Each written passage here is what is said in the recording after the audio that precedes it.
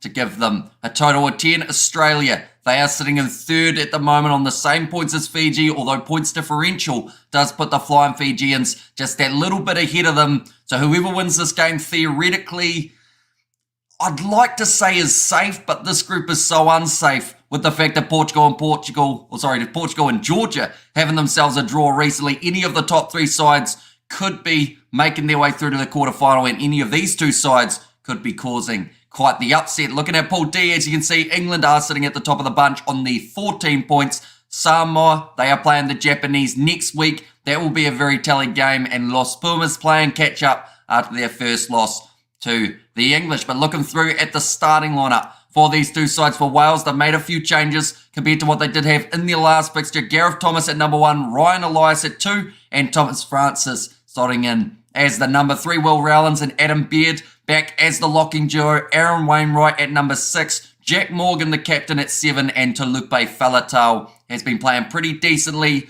Plays that physical game of rugby. Him versus Valentini is going to be very good head-to-head, I should say. Gareth Davis at number 9 with Dan Bigger at number 10. Now, he didn't play in the last game, but in the first game of the Rugby World Cup, that man was extremely fired up. He wants to see his Welsh side do well for his final World Cup before he announces his retirement.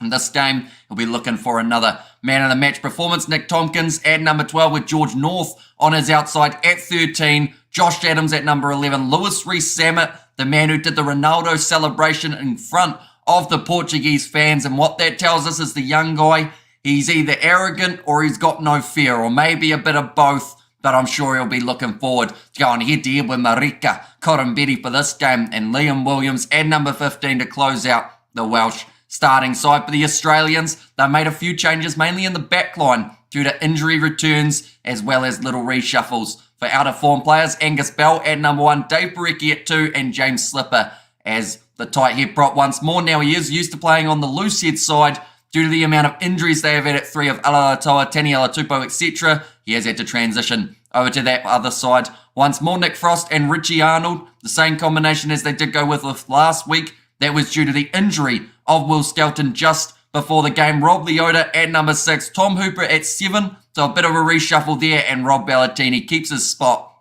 as the starting number 8. Tate McDermott at 9, returning from his head knock that he did have in the first game of the Rugby World Cup. Ben Donaldson moves from 15 to 10 rather than Carter Gordon. Samu Karevi and Jordan Pataya will be the same midfield combo that the Aussies have gone with in all of their World Cup games so far. Marika Korombedi out on the left wing, Mark Nwanganetawasi out on the right, and Andrew Callaway gets his first start of the World Cup at number 15. In the chat, we have got there Wales 32, Aussie says, hi Hamish, and we are back, baby. Love you, stream, Hamish, says Stefan. Thank you very much, mate. Hugely appreciated.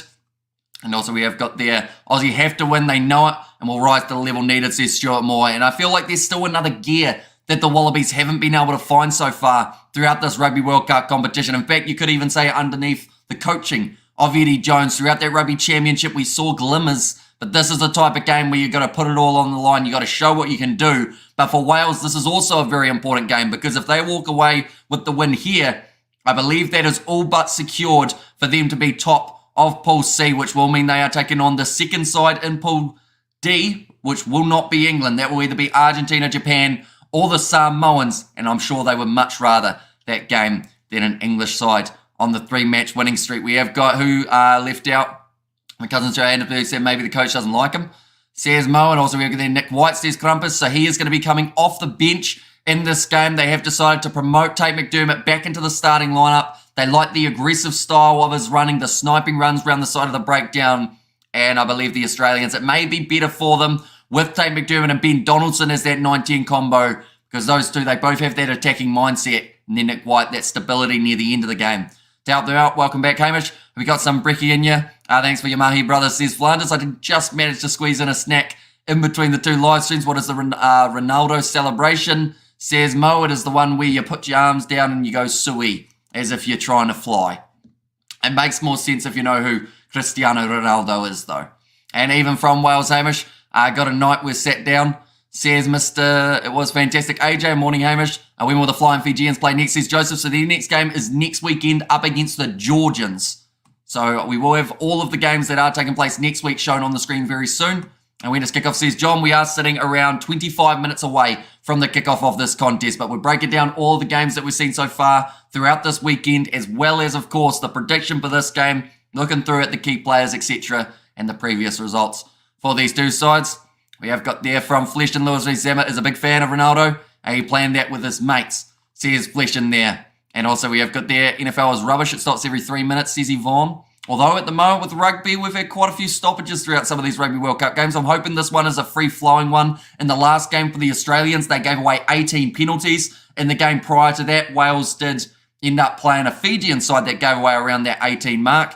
Could be close. I'm betting on the Aussies though. I think Wales have had their luck for this World Cup and perhaps things will go against them for this one. Says Akaris, good morning Amish.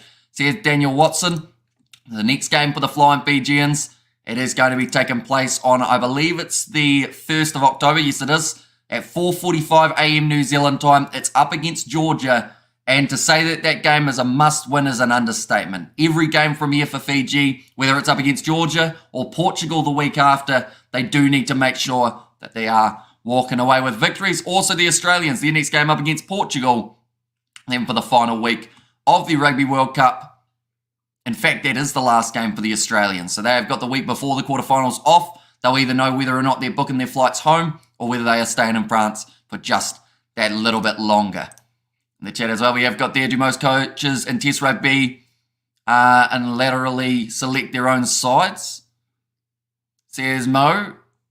I assume that there'll be selectors and all the different coaches that all come together and work out what they want to do for their side, but I believe a coach is relatively involved in the selection process of who he wants to see out on the field for future plans. Good morning, Amish. Wales 32, Aussie 22. What do you think, says Kevin? I think it could be a little bit closer than the 10 points difference between them. Why does Ronaldo ever have to celebrate about? Last time I saw him in a Portugal shirt, he was crying, says Mo. I mean, he's had quite a bit of success. He's probably crying because he got cut from about $300 million to only $270, and boy, that's a cut. The poor boy. How would you call this game? What do you think about the shining light, or who do you think will be the shining light for the team? I honestly feel like Tate McDermott's aggressive nature at 9, going around the side of the breakdowns will really help the Australians get on the front foot. I want to see a lot more of Samu Karevi than we did in that last game up against the Fijians. He was up against Joshua Tuisova, who was just having an absolutely brilliant performance for the Welsh. I think that Dan Biggar's definitely going to be one that a lot of people are looking at, because after his last performance, didn't really put too many feet wrong. Yes, he almost started punching his teammates, but he did well to not do that. And Knock Knock, who's there, Bok, frick up, says Renegade. What a fun joke. And also, Wales should put Australia on the barbie so Eddie can go rest, says Denzel. And also, we have got the Hamish, did you see the recent Eddie news? If we're talking about the fact that he went for a job interview for Japan, then yes. If that's not the Eddie news, then I'm not sure what it is. And also we have good there, Marika. Australia scores first, but Wales takes it by 5 points. Says Stefan there. And looking through at the previous fixtures. In fact, first we will look through at the benches for these two sides, who they have got taken to the field. That's the wrong bench. They are Scottish names. There we go. That's the right one. Elliot D, Dimachowski, and Thomas. They will be the front row replacements for the Welsh. Jenkins and Tane Basham as the loose forward and locking replacements. Thomas William, also Gareth Anscombe at 22, and Rio Dyer, number 23. So no Lee Halfpenny, who I felt was a little bit unlucky to miss out on selection here, seeing as he did have such a good performance in the last game up against Portugal. Matt Fazer, Blake Scoop, as well as Pone Fa'amasili as the number 18. Matt Phillip and Fraser McWright.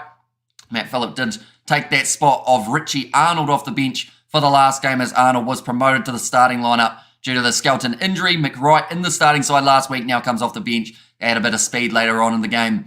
For the Australians, Nick White at number 21, Carter Gordon, the youngster, at 22, which is actually his age. So alongside this Australian side, they are the youngest out of any team on average in this Rugby World Cup. Carter Gordon, he's getting that average. Just that little bit lower. Suliasi Vunivalu, he is at number 23, scored himself a try in the last game up against Fiji, but it just wasn't quite enough for them to walk away with the victory there. But looking through at Australia's recent games, they have had 3 in the August warm-up games as well as the Rugby World Cup, alongside an earlier game of the Bledisloe in which it was very close that Australia were defeated by the All Blacks. There was 41-17 in their first game of the Rugby World Cup warm-up games. Then their first actual Pool C match, though, they got themselves the victory, 35 points to 15.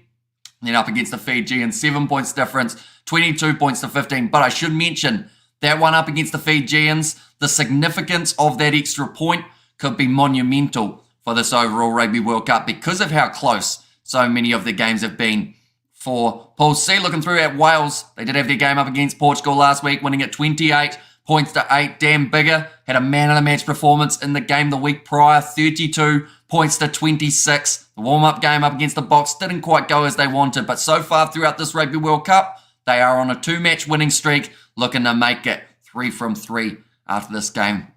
Up against the Wallabies, what is your prediction for this match? I think I went 32 points to 28 in favour of Wales, although now I'm starting to think maybe it swings the other way.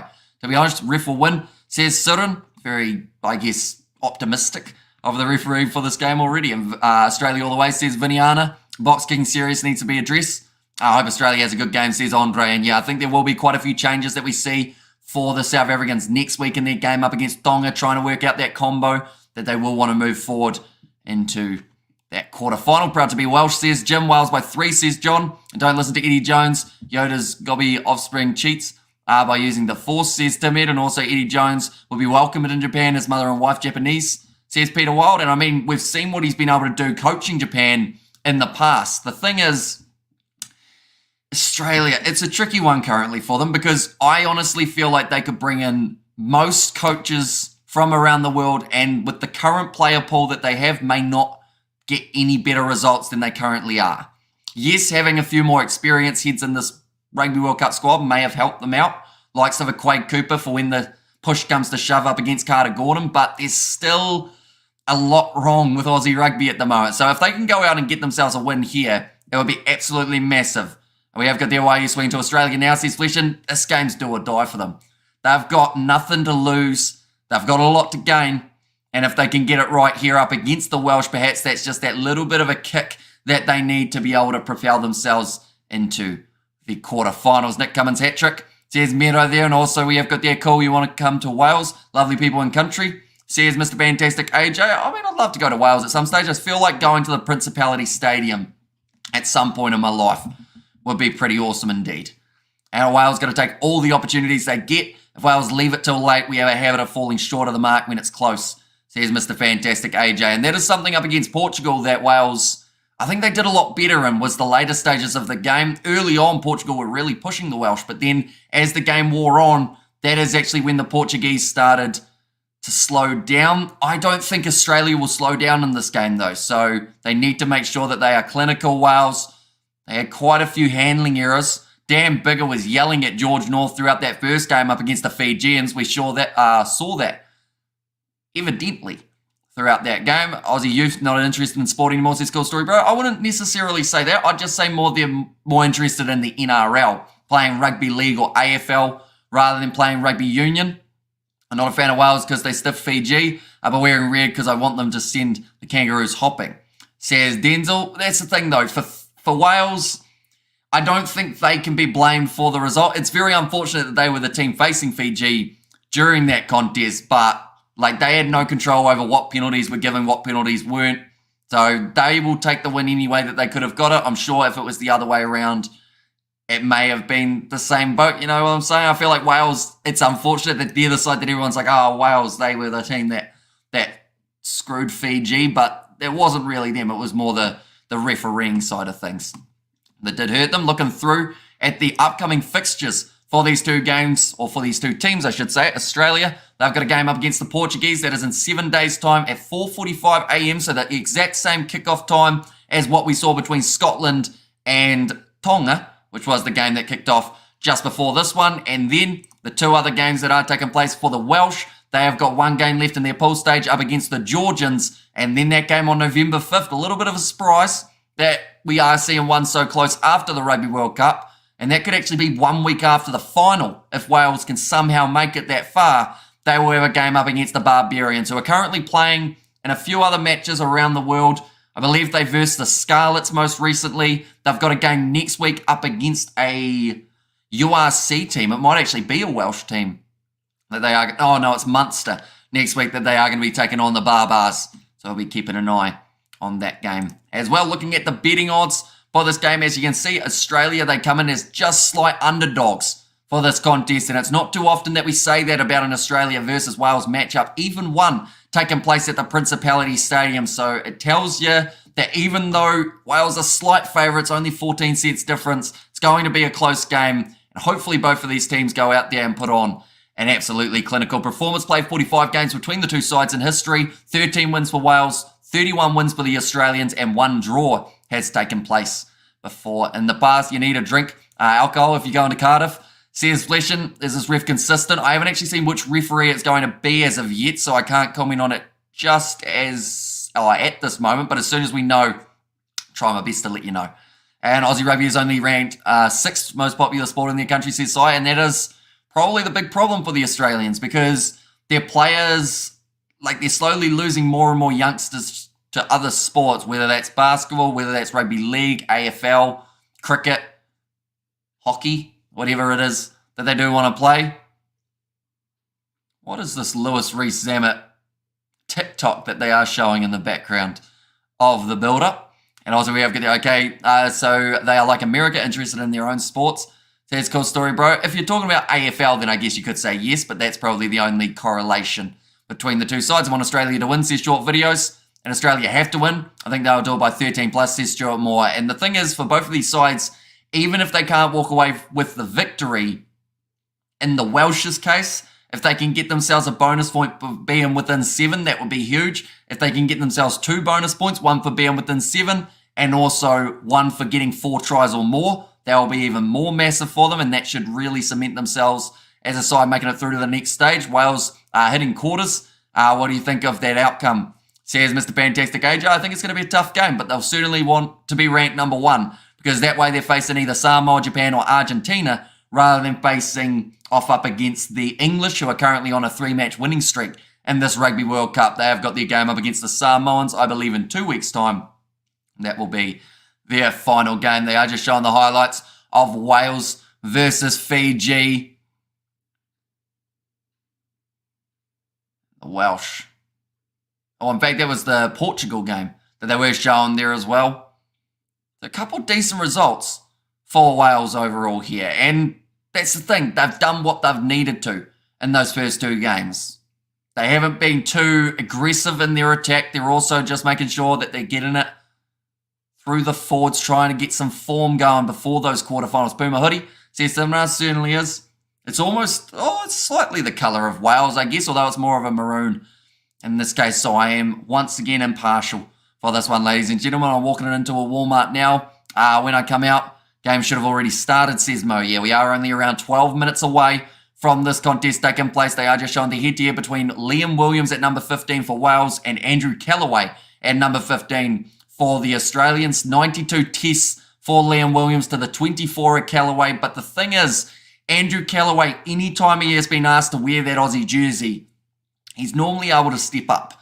So I think that him at fullback could actually be a little bit of a tricky scenario for the Welsh here. And if he is able to have a little bit of space in behind, I think he could find just a little bit of success. Go Australia, says Liza. And also never scared of the English. It's our birthright to upset their plans, says Timid. And I hope Eddie Jones has a bottle of whiskey in hand if Australia loses, says Mornay. I mean, it will certainly make the post-match press conference a lot more entertaining.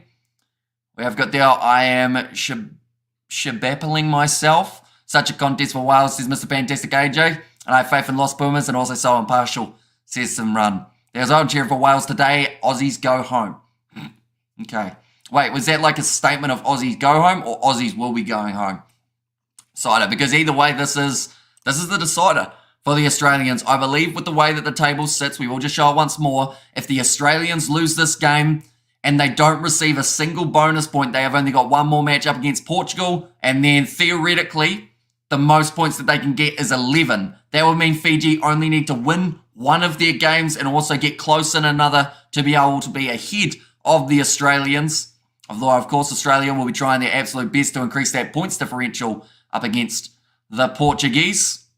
They are actually just showing the table on there as well. But the Fijians, they will be nervous with the challenge ahead of them with Georgia and Portugal, but they will be excited to try and get through to those quarterfinals. The quarterfinals that they did narrowly miss out on the 4 years prior. What's your favourite team in this World Cup? These short videos. I mean, I've been impartial throughout all the live streams that we have called. At the moment, the team that I think looks the strongest, I would have to say, is probably Ireland, followed by either South Africa or France, with the way that they have been playing. South Africa's ice hockey team is ranked 51st. So it's a cool story, bro. And also, that's no excuse.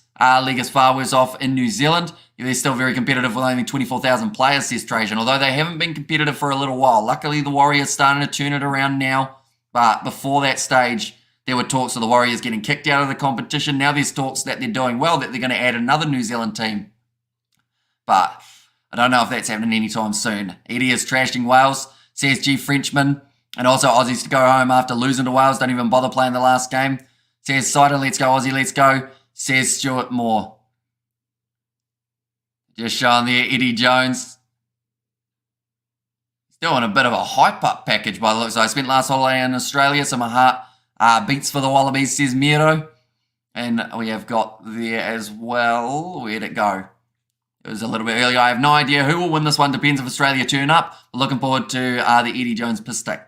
Says Gulmac and go Wales. Says Joape. Hopefully I've said that correctly. Do apologise if I have pronounced that slightly wrong. But looking through at the starting lineups again, for anyone who hasn't seen them for Wales, it is Gareth Thomas, Ryan Elias and Thomas Francis as the front row. Will Rowlands and Adam Beard, the locking duo for this contest. Aaron Wainwright, my apologies. Jack Morgan, the captain, and Tulupe Falatau there as the number 8. Gareth Davies and Dan Bigger will be the 9-10 combination rather than Thomas Williams starting at 9.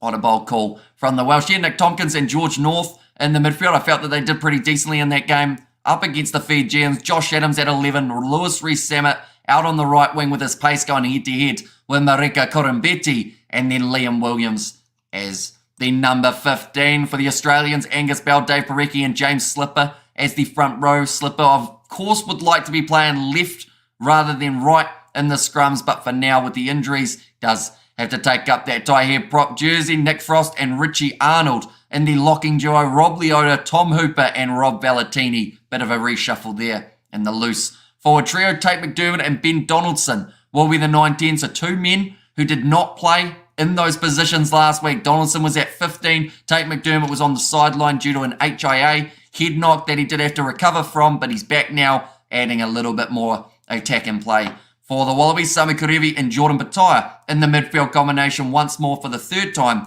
in this Rugby World Cup campaign. Marika Korombeti out on the left wing, Mark Ngawanganetawasi out on the right, and Andrew Callaway comes in to the squad at number 15.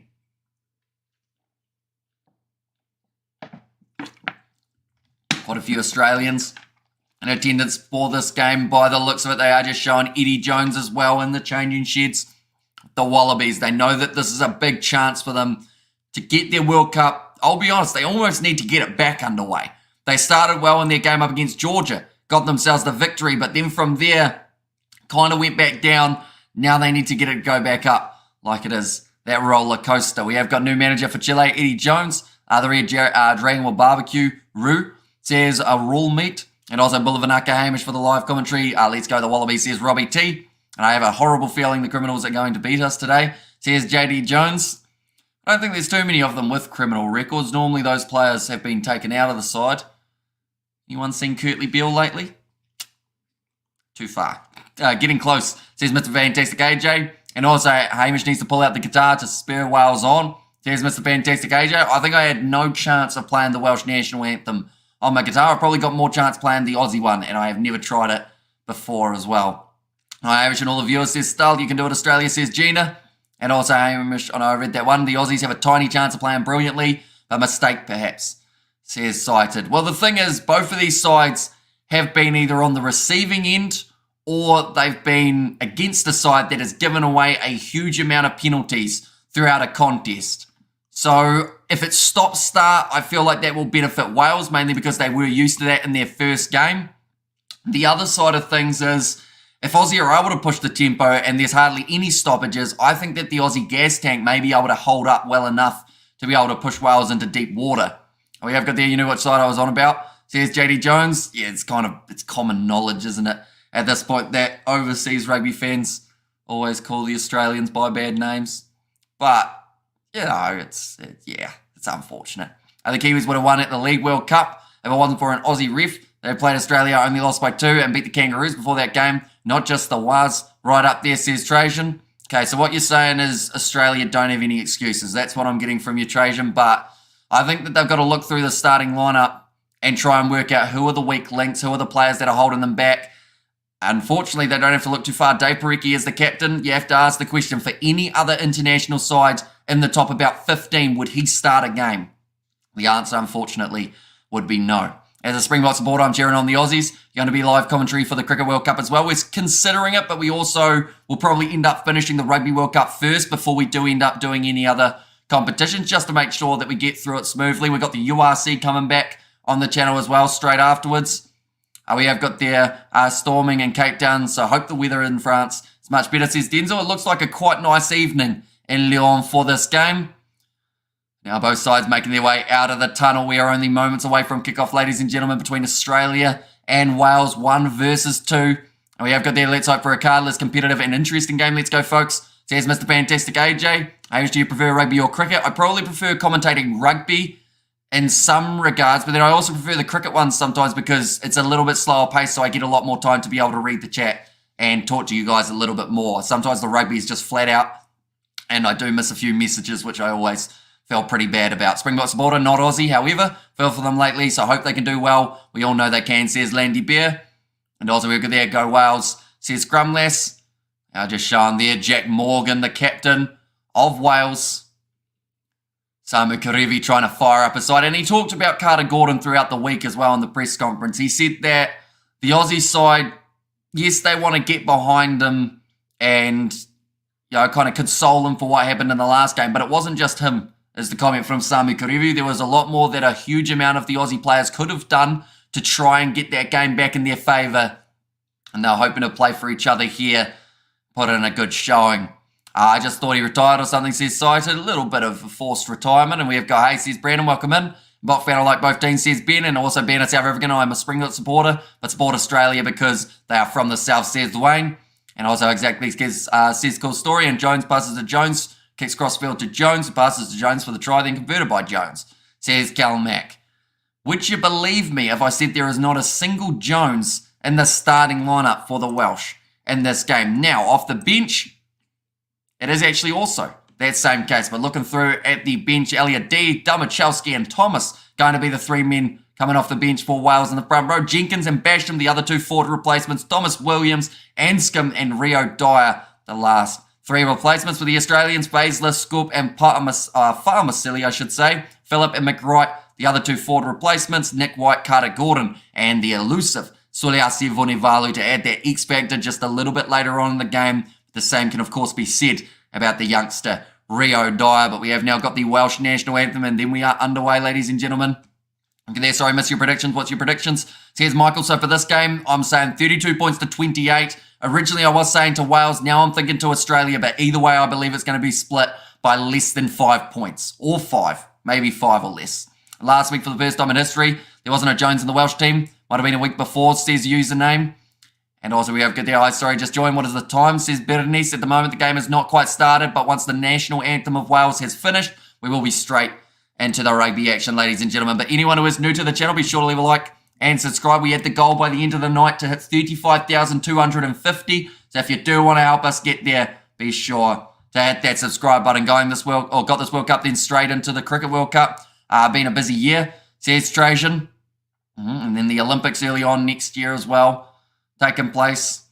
And also tonight, I will support Australia. They can do much better. Those 15 Australia players must, says Desmond, and a draw as possible, says Ben. Certainly possible between these 2 teams. And the Welsh national anthem has been sung now. We are ready to go, ladies and gentlemen. This was one of the bigger games that people were talking about throughout this week. Of course, Springboks versus Ireland was talked about just that little bit more, but now this one, 1 versus 2 in Pool C.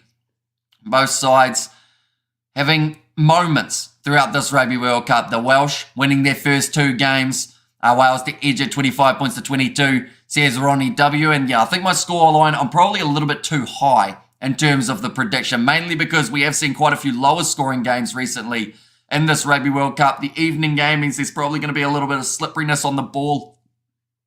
Just the front row of the Aussies, I feel, will be an interesting watch. Parecki, his line out has to be accurate. James Slipper, as well as Angus Bell, a lot of size, a lot of strength there at scrum time. Inscription levels have been very good during this World Cup and you deserve it, says Ikaris. And there, thank you very much, mate. Goodbye, Eddie, says into space. I don't think so. I think that Australia would be very silly to chuck away Eddie Jones this soon. Because the thing is, they're going to bring in another coach after Eddie Jones, and Australia's still going to lose games. And then they'll sack that coach, they'll get another one, still going to lose games. They need to work out a better way of doing it rather than just getting rid of the coach, whether or not that's trying to get a few more academies set up so that they actually have players coming through the ranks. Carter Gordon, he is the one young player in this Wallabies side that I guess people have looked at as could people around his age be the future of the Wallabies. They've got a lot of guys hanging on at the moment to their jerseys. There's a lot that needs to go right for them if they are to win the games. Will they fight Eddie Jones if they lose? Probably not, no. They'd be silly to because then Japan will get him back and then Japan will start rising in the rankings. I can guarantee you that. Now, Marika Koromberi, he had about one carry in the last game. See whether or not he can have a few more throughout this one. The Aussies will be kicking off from left to right. This is going to be a great game. Have a feeling about it. Every team ahead at halftime has gone on to win. Will it happen again? Says it was there for Brian. Realistically, this Oz team isn't even a good Super Rugby team sheet, says Albert. And hope Wales wins, says Brandon. Wayne Barnes, Luke Pearce, Christoph Ridley and Tom Foley, and all four English refereeing team ready to take charge of this Welsh versus Aussie game. But Australia, they kick it off for what could be their most important game of the Rugby World Cup to date. Taken nicely by Will Rowlands. Already Dave Parecki on the wrong side of the breakdown. And the penalty is given. 18 penalties against the Aussies last week. 15 seconds is all it took for Parecki to get himself in the wrong place and already give away the early penalty. We have got there on Wayne Barnes, yeet, says Scrumless. And also, let's be fair, Eddie was Mint's charge of England, which is why they should hire him again. Says Callum Mack, that one has gone into touch for the Welsh. Dave Parecki making the tackle, just getting into the side of the Welsh breakdown.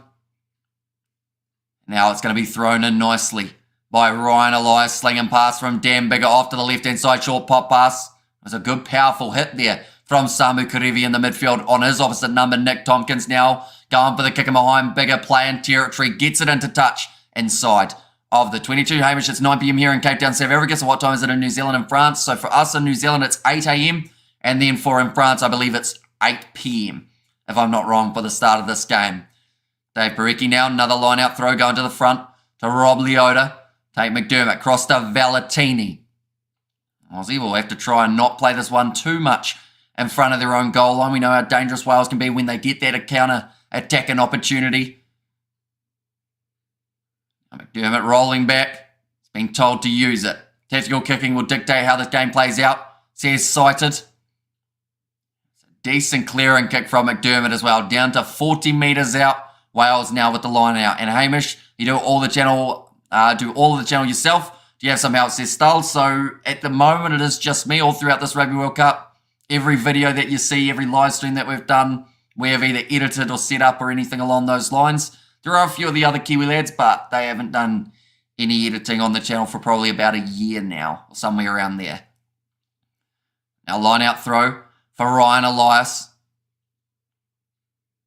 Nicely taken by Wainwright, now Bigger. Nice inside ball going off now. This is a great run forward from Jack Morgan. Thomas Williams, in fact, no, sorry, it is instead Gareth Davis who scores the first try of the match for the Australians. Or sorry, for the Welsh, I should say. Will Australia be eliminated in the first round? There is a chance that for the first time ever, they are eliminated early in a World Cup. But Davis in the starting lineup helps get the assist. Jack Morgan there, the captain, with a breaking run. It's the inside ball that caused a massive gap. Davis, then Bigger, nice inside ball to Jack Morgan, who showed his express pace, got the ball away to Davis, and scores the try. And what a try, says Brian. Yeah, definitely an impressive one there for Wales. 3 minutes into the contest, Dan Bigger converts, and it now makes the score 7-0 in favour of the Welsh. Yeah, Aussies wake up, says David Gray, and they've been caught out early on in this game. Beautiful set piece. The gap just opened up. The Wanganetawasi did get lured into the tackle attempt on Jack Morgan. Then Callaway had to chase Davis down. He only just got to him before the try line, but by then the momentum was too high, too strong. And Davis, in his first start of this Rugby World Cup now, or is it his second? Did he start against Portugal? He might have actually. Now I think about it, but either way, he's got his first try of the Rugby World Cup to Lupe Faletau now. Set up for Wales inside of the 22. What a start for Wales, says Mornay Lagrange. That's ominous for Australia, says Brian. Yeah, they're going to have to play catch-up now, which, I mean, they almost did up against the Fijians. They are normally known as a 40-minute team. Whether or not that's first half or second half at this stage is yet to be determined, although it's looking like the second half will have to be when Australia do find their rhythm. Callaway now 40 metres out from the Welsh line. McDermott goes across to Donaldson with a short pop pass up to James Slipper. Now the back line shifting that ball nicely. Tom Hooper has decided to take the contact rather than continuing to go out to the right. Mark Nawanga-Nedawasi tackled there by George North around the chest. In fact, it's going to be a penalty advantage for round the neck.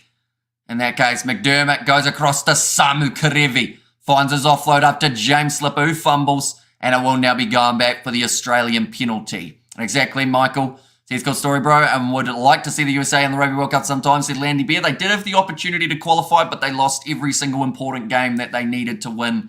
So they did miss out on the repechage as well as the Americas qualifications to Chile, who did beat them in a 2-leg aggregate series. And Hamish, my goodness, I wonder you are yawning all the time. However, take my hat off to you. Great job. Says Stull. Yeah, it's not very often on a weekend that we get more than a few hours sleep at a time, which is why that sleep last night of about 6.5 or 7 hours was huge for us on the weekend. Now, Australia kicking for the corner, deciding to go the more aggressive route. And I think that's what they need to do here. They need to try and find their momentum early, get themselves a few good tries on the board and build that confidence that they have been lacking. Slapped back by Tom Hooper, sits up for McDermott. Now off to Mark Nawanga-Nedawasi, 10 metres out from the line. Now McDermott slings it across to Nick Frost. The Brumbies 4. Normally very dangerous in a lineup. Tackled there by Nick Tompkins. Now slinging it off to Angus Bell. Back down on that same breakdown. Pressure being put on McDermott, but tries a sniping round the side. That is something that he's known for, and that is why they have gone with him in the starting lineup rather than going with Nick White, who's a little bit more kicking orientated than Tate McDermott. Now James Slipper, good driving tackle made on him by Ryan Elias. McDermott, cross now to Ben Donaldson, gone through the hands of Jordan Bataille. It's been knocked backwards though, so it will be play on from 15 out from the line. Now McDermott, going to Nawanga-Nedawasi, trying to find that gap, which he is normally able to do when he plays sevens.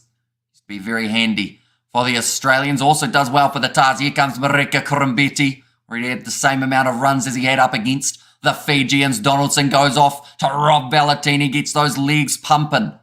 Australia up to 11 phases. They are yet to make too many metres at all. Will Rowlands almost had the turnover. McDermott pops it up to Nawanga-Nedawasi once more. The question for Australia is, do they go for anything unorthodox or do they just keep on trying to play the structure? Big fend from Samu Karevi, gets slammed to the turf by Talupe Faletau, but there was a lot of muscle coming together between those two. Slipper tackled again. It's another offside advantage against Wales, so Australia doing well. Richie Arnold breaks through, finds the offload to Angus Bell, 2 metres from the line. He tried to offload it. He lost his boot in the process. They'll go back for another penalty to the Australians. Referee is bad, says Jody. To who? In this case, like it's in for Will Rowlands on that ball. I believe the reason it wasn't given as the penalty to Wales was because he only touched the ball and then it did end up rolling back for the halfback. Richie Arnold, nice pierce and run from the man who does play majority of his rugby in France. They are going to go for goal by the sounds of it here for the Australians, but that will give them a lot of confidence with that little attacking play. Eddie Jones smiling. Just kidding. He looks absolutely livid at the moment. One of his eyebrows are up there like that. The other one's just off to the shops. Come on, Aussies. See, Ben looks like Dan Bigger has a shoulder injury, or he's actually holding under there. That might be a pectoral tear for Dan Bigger. Hopefully nothing too serious, but that is the type of thing that would keep him out for a little while if it was serious. And I believe that Wales may even look to take him off here rather than taking that risk I've got his arm up at the moment. We're just seeing here.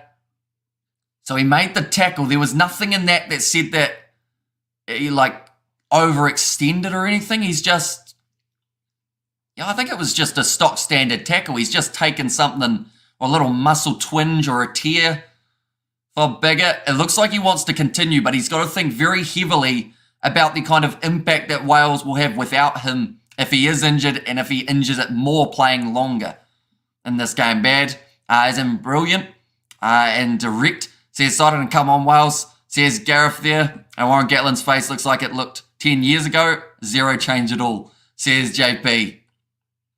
The Australians now going for goal. Dan Biggar still opting to stay on the field, but he doesn't look happy. In fact, he's trying to get a drink, but he has to use one of his arms because the other one can't leave his side.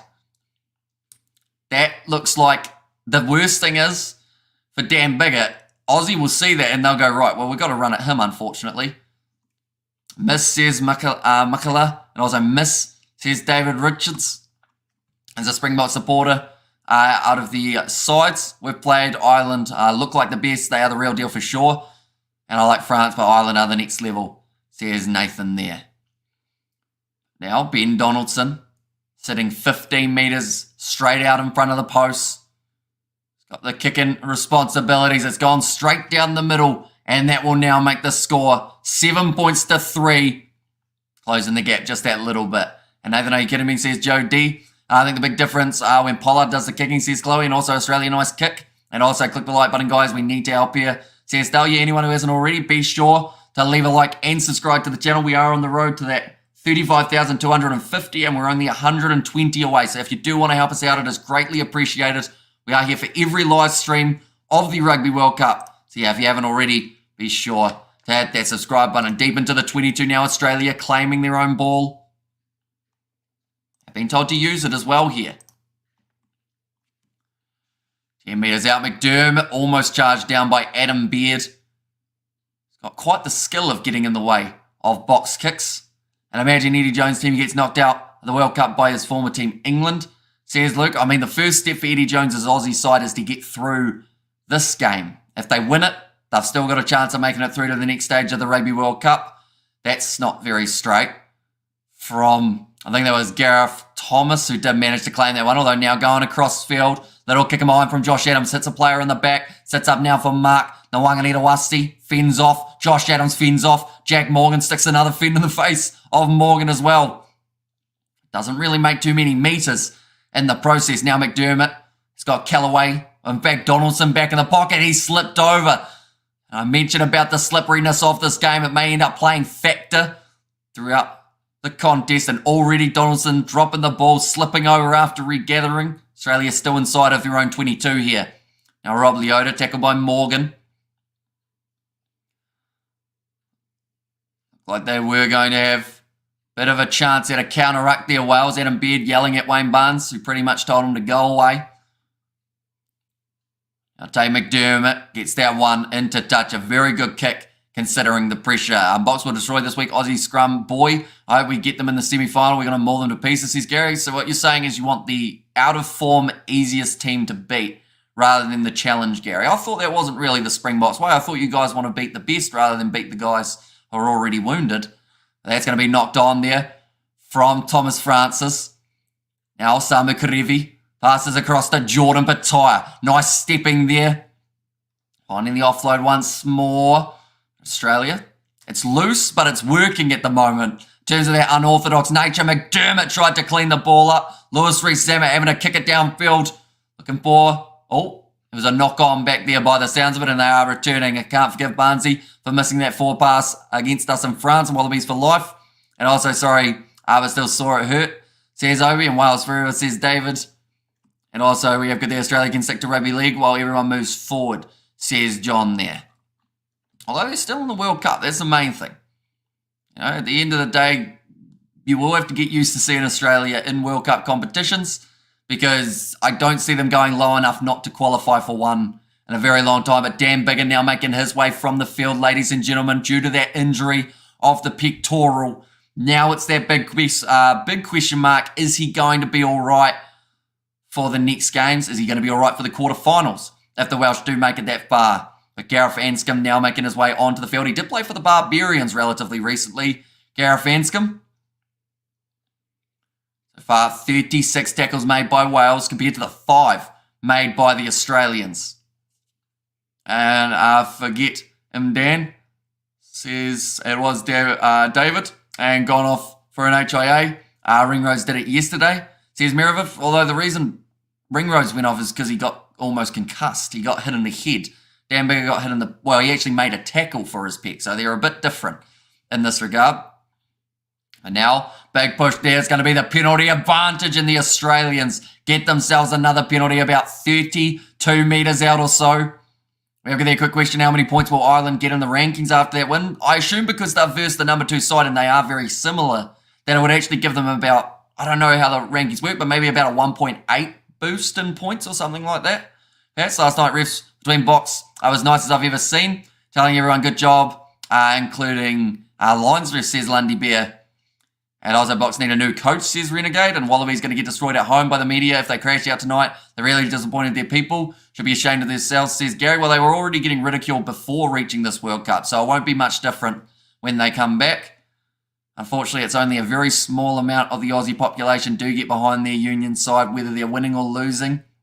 If they're doing well, there's a lot more that end up joining them. But for now, it's just the ones who are committed to their craft that get behind their side. You're also in a negative mood today, aren't you, Gary? You're like, who was the guy earlier on who had nothing good to say except just trying to be, I guess, grumpy?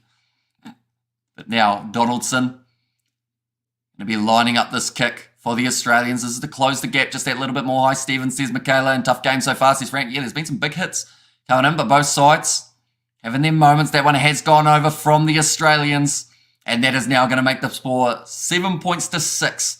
Totally agree, good referee, love fairness, says Chloe. And here goes Australia, says Shana, and go, go, go, Wales, says Marius in there as well. When I'm grumpy, I talk about baseball, says Cool Story Bro. Do you? We've seen you talk about baseball a couple times on the stream, Cool Story Bro. Does that mean at those times you were angry? 77% possession so far for Australia throughout the first 14 and a half minutes. Now McDermott, 30 metres out from his own line, does put that one right up in the air. It looks like it's travelled about the 15 metres. Knock on there from Wales. In fact, they've said it didn't actually touch any hands. And now Rob Ballatini going to be charging forward, tackled by Jack Morgan. They can go there from Andrew Callaway. And Aussie says that guy Jensen. And also, come on, Wales, says Frank. Okay, they've set advantage over for that knock on. Was Bigger fouled? No, he made a tackle and may have torn his pec in the process. So it wasn't like a hit from the Australians or anything like that. He just made a tackle on Richie Arnold, who's got long legs, and Bigger overextended trying to do so. Hamish, the weather is so bad here that you are lagging terribly, plus plays for 5 seconds, lags for 10, says Landy Beer. So that does not sound ideal. That's a good kick in behind from the Australians. Goes into touch. Was that not a 50-22 or is it a 50-22? No, it was inside of the half. So it will be a Welsh line-out. ABs for life, says David. And Island versus the Bok final, says Marco. And yes, do it for Eddie Jones, says Ben. And hi, says Michaela again. Welcome in. And Australia playing with purpose, says Brian. Yeah, they know that this is a must-win game for them. Wallabies need Rasi Erasmus to rebuild their forwards. Play, that's their big problem. Everyone destroying them up front, says Gary. To be fair to you, Gary, that's actually like probably one of the nicest things you've said on these streams. So congratulations to you.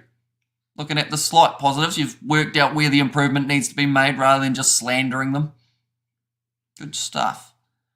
McDermott going 35 metres out from the line now for the Australians. Slipper hits it up. Yes, go the ABs, and I love the spectator, so well spoken and honest, says Chloe.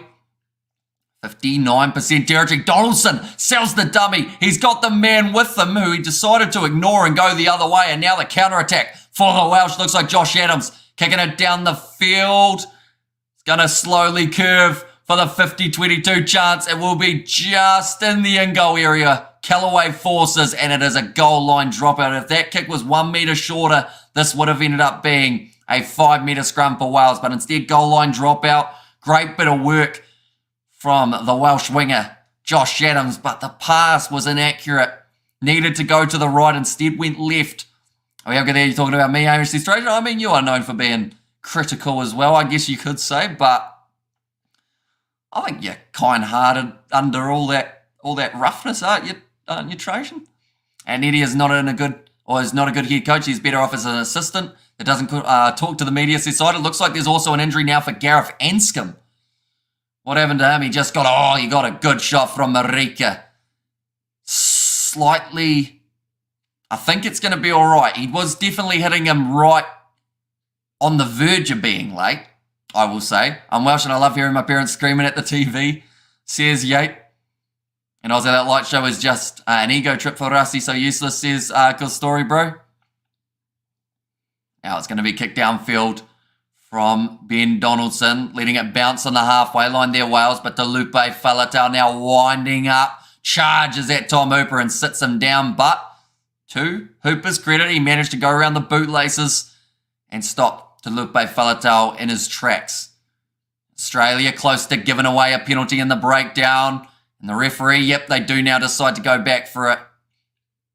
Soft one from Tom Hooper. Must be the bad weather here in Auckland, says Trajan. And stuff this World Cup and never come back. No more. Got it, says Obi. Like, you don't want the World Cup to come back, Obi, or just, like, us? I guess us. Yeah, we probably will be back for the next World Cup, though, is the only thing. And ours no, says Joe D. Welsh is a better side, says Ibrahim, and they came into this game as favourites. He was winded, says Brian. And also not useless. Wait till you see what the orange light does, says Sided. How many lights did he have from that other game? Yeah, that nose looks a little bit wonky for Jack Morgan.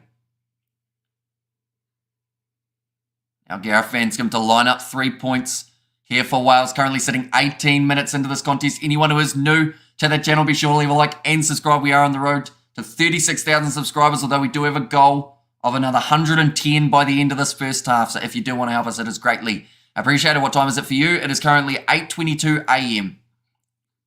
So we have been up since about 2 a.m. Anscombe hits the post and it bounces back out. Now Nwanganidewasi on Andrew Callaway in behind. And good clearing kick from the Australians. Wanted to be the man, says Trajan. I won't be able to watch all of this. Had to drop my son off to a holiday program, then get a blood test. But go Wales, says Novmum. Well, hopefully your blood's the same colour as this Welsh kit. But that sounded quite gruesome, didn't it? Even though red blood is what you want, rather than any other colour. If you got yellow blood like the Aussies, that's probably not good. And now, rolling maul on the halfway line for the Welsh. Going to make quite a few metres here as well, just slowly edging. About 5 metres made already, progressing up the field. Davis telling his big pack to keep on going. They were told to use it once, now it goes down. The advantage knock on from Davis, going back for the penalty for collapsing the maul. We have got there, robot lights does not work for rugby. Maybe Rassi must apply for a job at traffic deputy, says Desmond. And also we have got there 9:22 in South Africa. Huge kick by Australia, says Brian, and 3:23 p.m. here, says John there as well. But do let me know, ladies and gentlemen. We've seen one try scored so far throughout this game. It was scored by Gareth Davies. Who else do we think will be scoring in this first half if there is another try? I think that the Australians, they were relatively close till they took on the 3 points. I think that they will probably take another 3 if they get the offer inside of the half. But looks like Wales are also opting for the 3 points. So maybe from open play will be when we see the next try. But Gareth Anscombe, he's sitting 0 from 1 currently. And already that is probably a part of the Welsh game that they'll be slightly concerned about, with the fact that Dan Biggar, if he is not there for the rest of this Rugby World Cup, depending on the extent of the pectoral injury, they have to make sure they're kicking well. And Anscombe, he's got that one down the middle now, making the score 10 points to 6. Gatlin smiles, Australia will win, says JP. And come on, Aussies. Anzacs Unite, says Marco there, and bring back the big heavy leather ball, says that guy Jensen. Jack Morgan, he's got cotton buds up both of his nostrils. The nose is also very pink, so I don't know if it's broken or he just took a major knock to it. Hopefully nothing too serious for him either. WF, he scored good, says Joe D. And also we have got there going on a 5 RGR trend. Whoever's ahead at halftime will win it, says Brian. And yeah, the only one that we have got at the moment that has been the exception of that rule was actually Portugal, Georgia.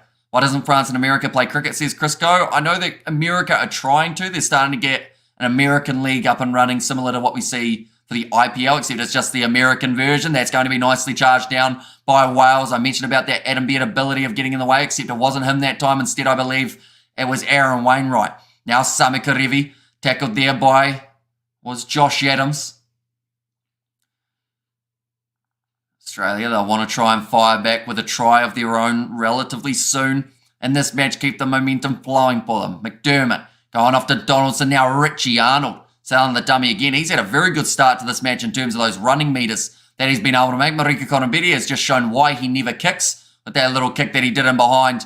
Sits it up to Liam Williams, now Lewis Rees-Zammit. He goes for the chip in behind. He's shown why he does kick. That was very close to sitting up in his favour. The ball bounce, though, did go the way of Jordan Patai, who looks like he might have hurt his arm here. We've got to keep a close eye on that. Looks like right shoulder for Patai. A counter ruck from the Welsh. Ball is rolling. It was a knock-on, and it is going to be now the scrum feed for Wales. But Liam Williams taking the big hit from Marika Korombede. Apparently staying down a little bit.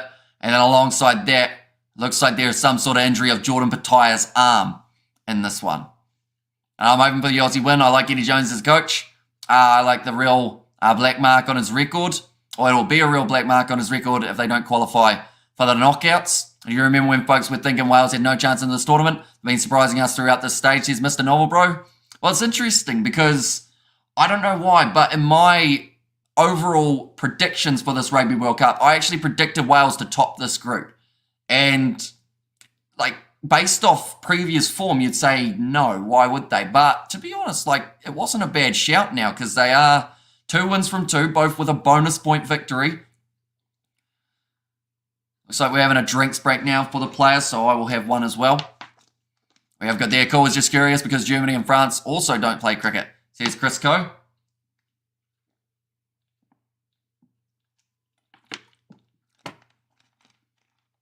And Wales, says King Royal. And South Africa 11 hours behind New Zealand. An evening from Dublin, very hungover, says James Cody. Welcome in. And Zammit is due for a try, says Tim there. And the thing is, if he can find that little bit of space down that wing, got a very good chance of going over Lewis Rees-Zammit. For the Australians, I would say their best bet at the moment is Mark Ngawanganitawase, just because of the ability of breaking through tackles, beating defenders that we've seen from not just this Rugby World Cup, but also throughout the Rugby Championship. Had some very good moments. As well, take McDermott now, about to feed the ball in. For the Australian, pack weights 10 kgs difference, 932 for the Welsh compared to 922 for the Australians. How much water do you drink, Hamish, says Andrew? I'd say like 2 and a bit litres a day or something like that, which probably isn't really enough. But another scrum penalty goes the way of the Wallabies. That one was wheeling around massively. Not that I'm a fan of these two teams. I'm on here because I'm a fan of the channel, you guys. Says the chicken. Well, thank you very much. It is greatly appreciated you guys tuning in. And it's actually been pretty awesome. The amount of live streams that we've done where we have neutral people tuning into them, if that makes sense. Like we did Georgia versus Portugal. And I think overall, myself even, I had no idea who some of the players were, but we were making it work. And you guys were in the chat as well, talking about the game, talking about the other games that were coming up. And subscribe, says Chris Growth. Thank you very much, mate. Hugely appreciate it. Are you in Monday already, Hamish says Star? We are indeed. So luckily, the region that I'm from, it's a public holiday today. Or else more than likely straight after this game, I would have been heading to work. So I'm a little bit lucky. In that regard, now Rob Ballatini. Now McDermott going off to the left-hand side. Rob Leota backs his pace down the wing, the big man, and he's doing not too badly. Moves up to 10 metres out from the Welsh line. McDermott back across to the right-hand side. Donaldson to Samu Kerevi. Straightens with his run, tackled by Anscombe. Now Donaldson again has to decide where to go. Looks like Will Rowlands, that's got to be a penalty against him for leaving his feet. Wayne, no, Wayne says it's fine. James Slipper asking that same question. He had his hands down. There it is. Now it's going to, wait, what's that for? For pushing is actually going to be the penalty that they give it to. It is to the Australians. Crowd aren't happy about it. But yeah, Will Rowlands, from what I saw, was crawling forward over the ball. You have to try and keep your foot or your feet. Pushing your opponent off the floor is actually the penalty against them. Yeah, Jeff, your work, brother. Says Sai.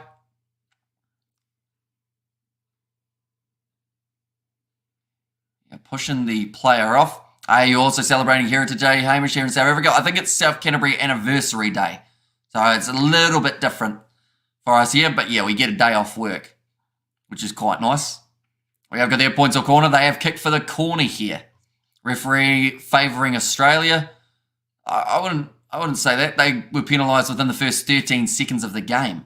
And I think penalty count at the moment between the two sides, 4 against Wales, 3 against Australia. So if you want to get on a technical standpoint of 1 extra penalty in their favour, you could say yeah, but I don't think a lot of people would look at it. That's a brilliant kick. 50-22 there for the Welsh after being able to get that turnover at line-out time. Got college tomorrow morning, so a nice way to finish the rugby weekend. And happy Friday, everyone, says Olaf. And this group always looked open. Wales have done well.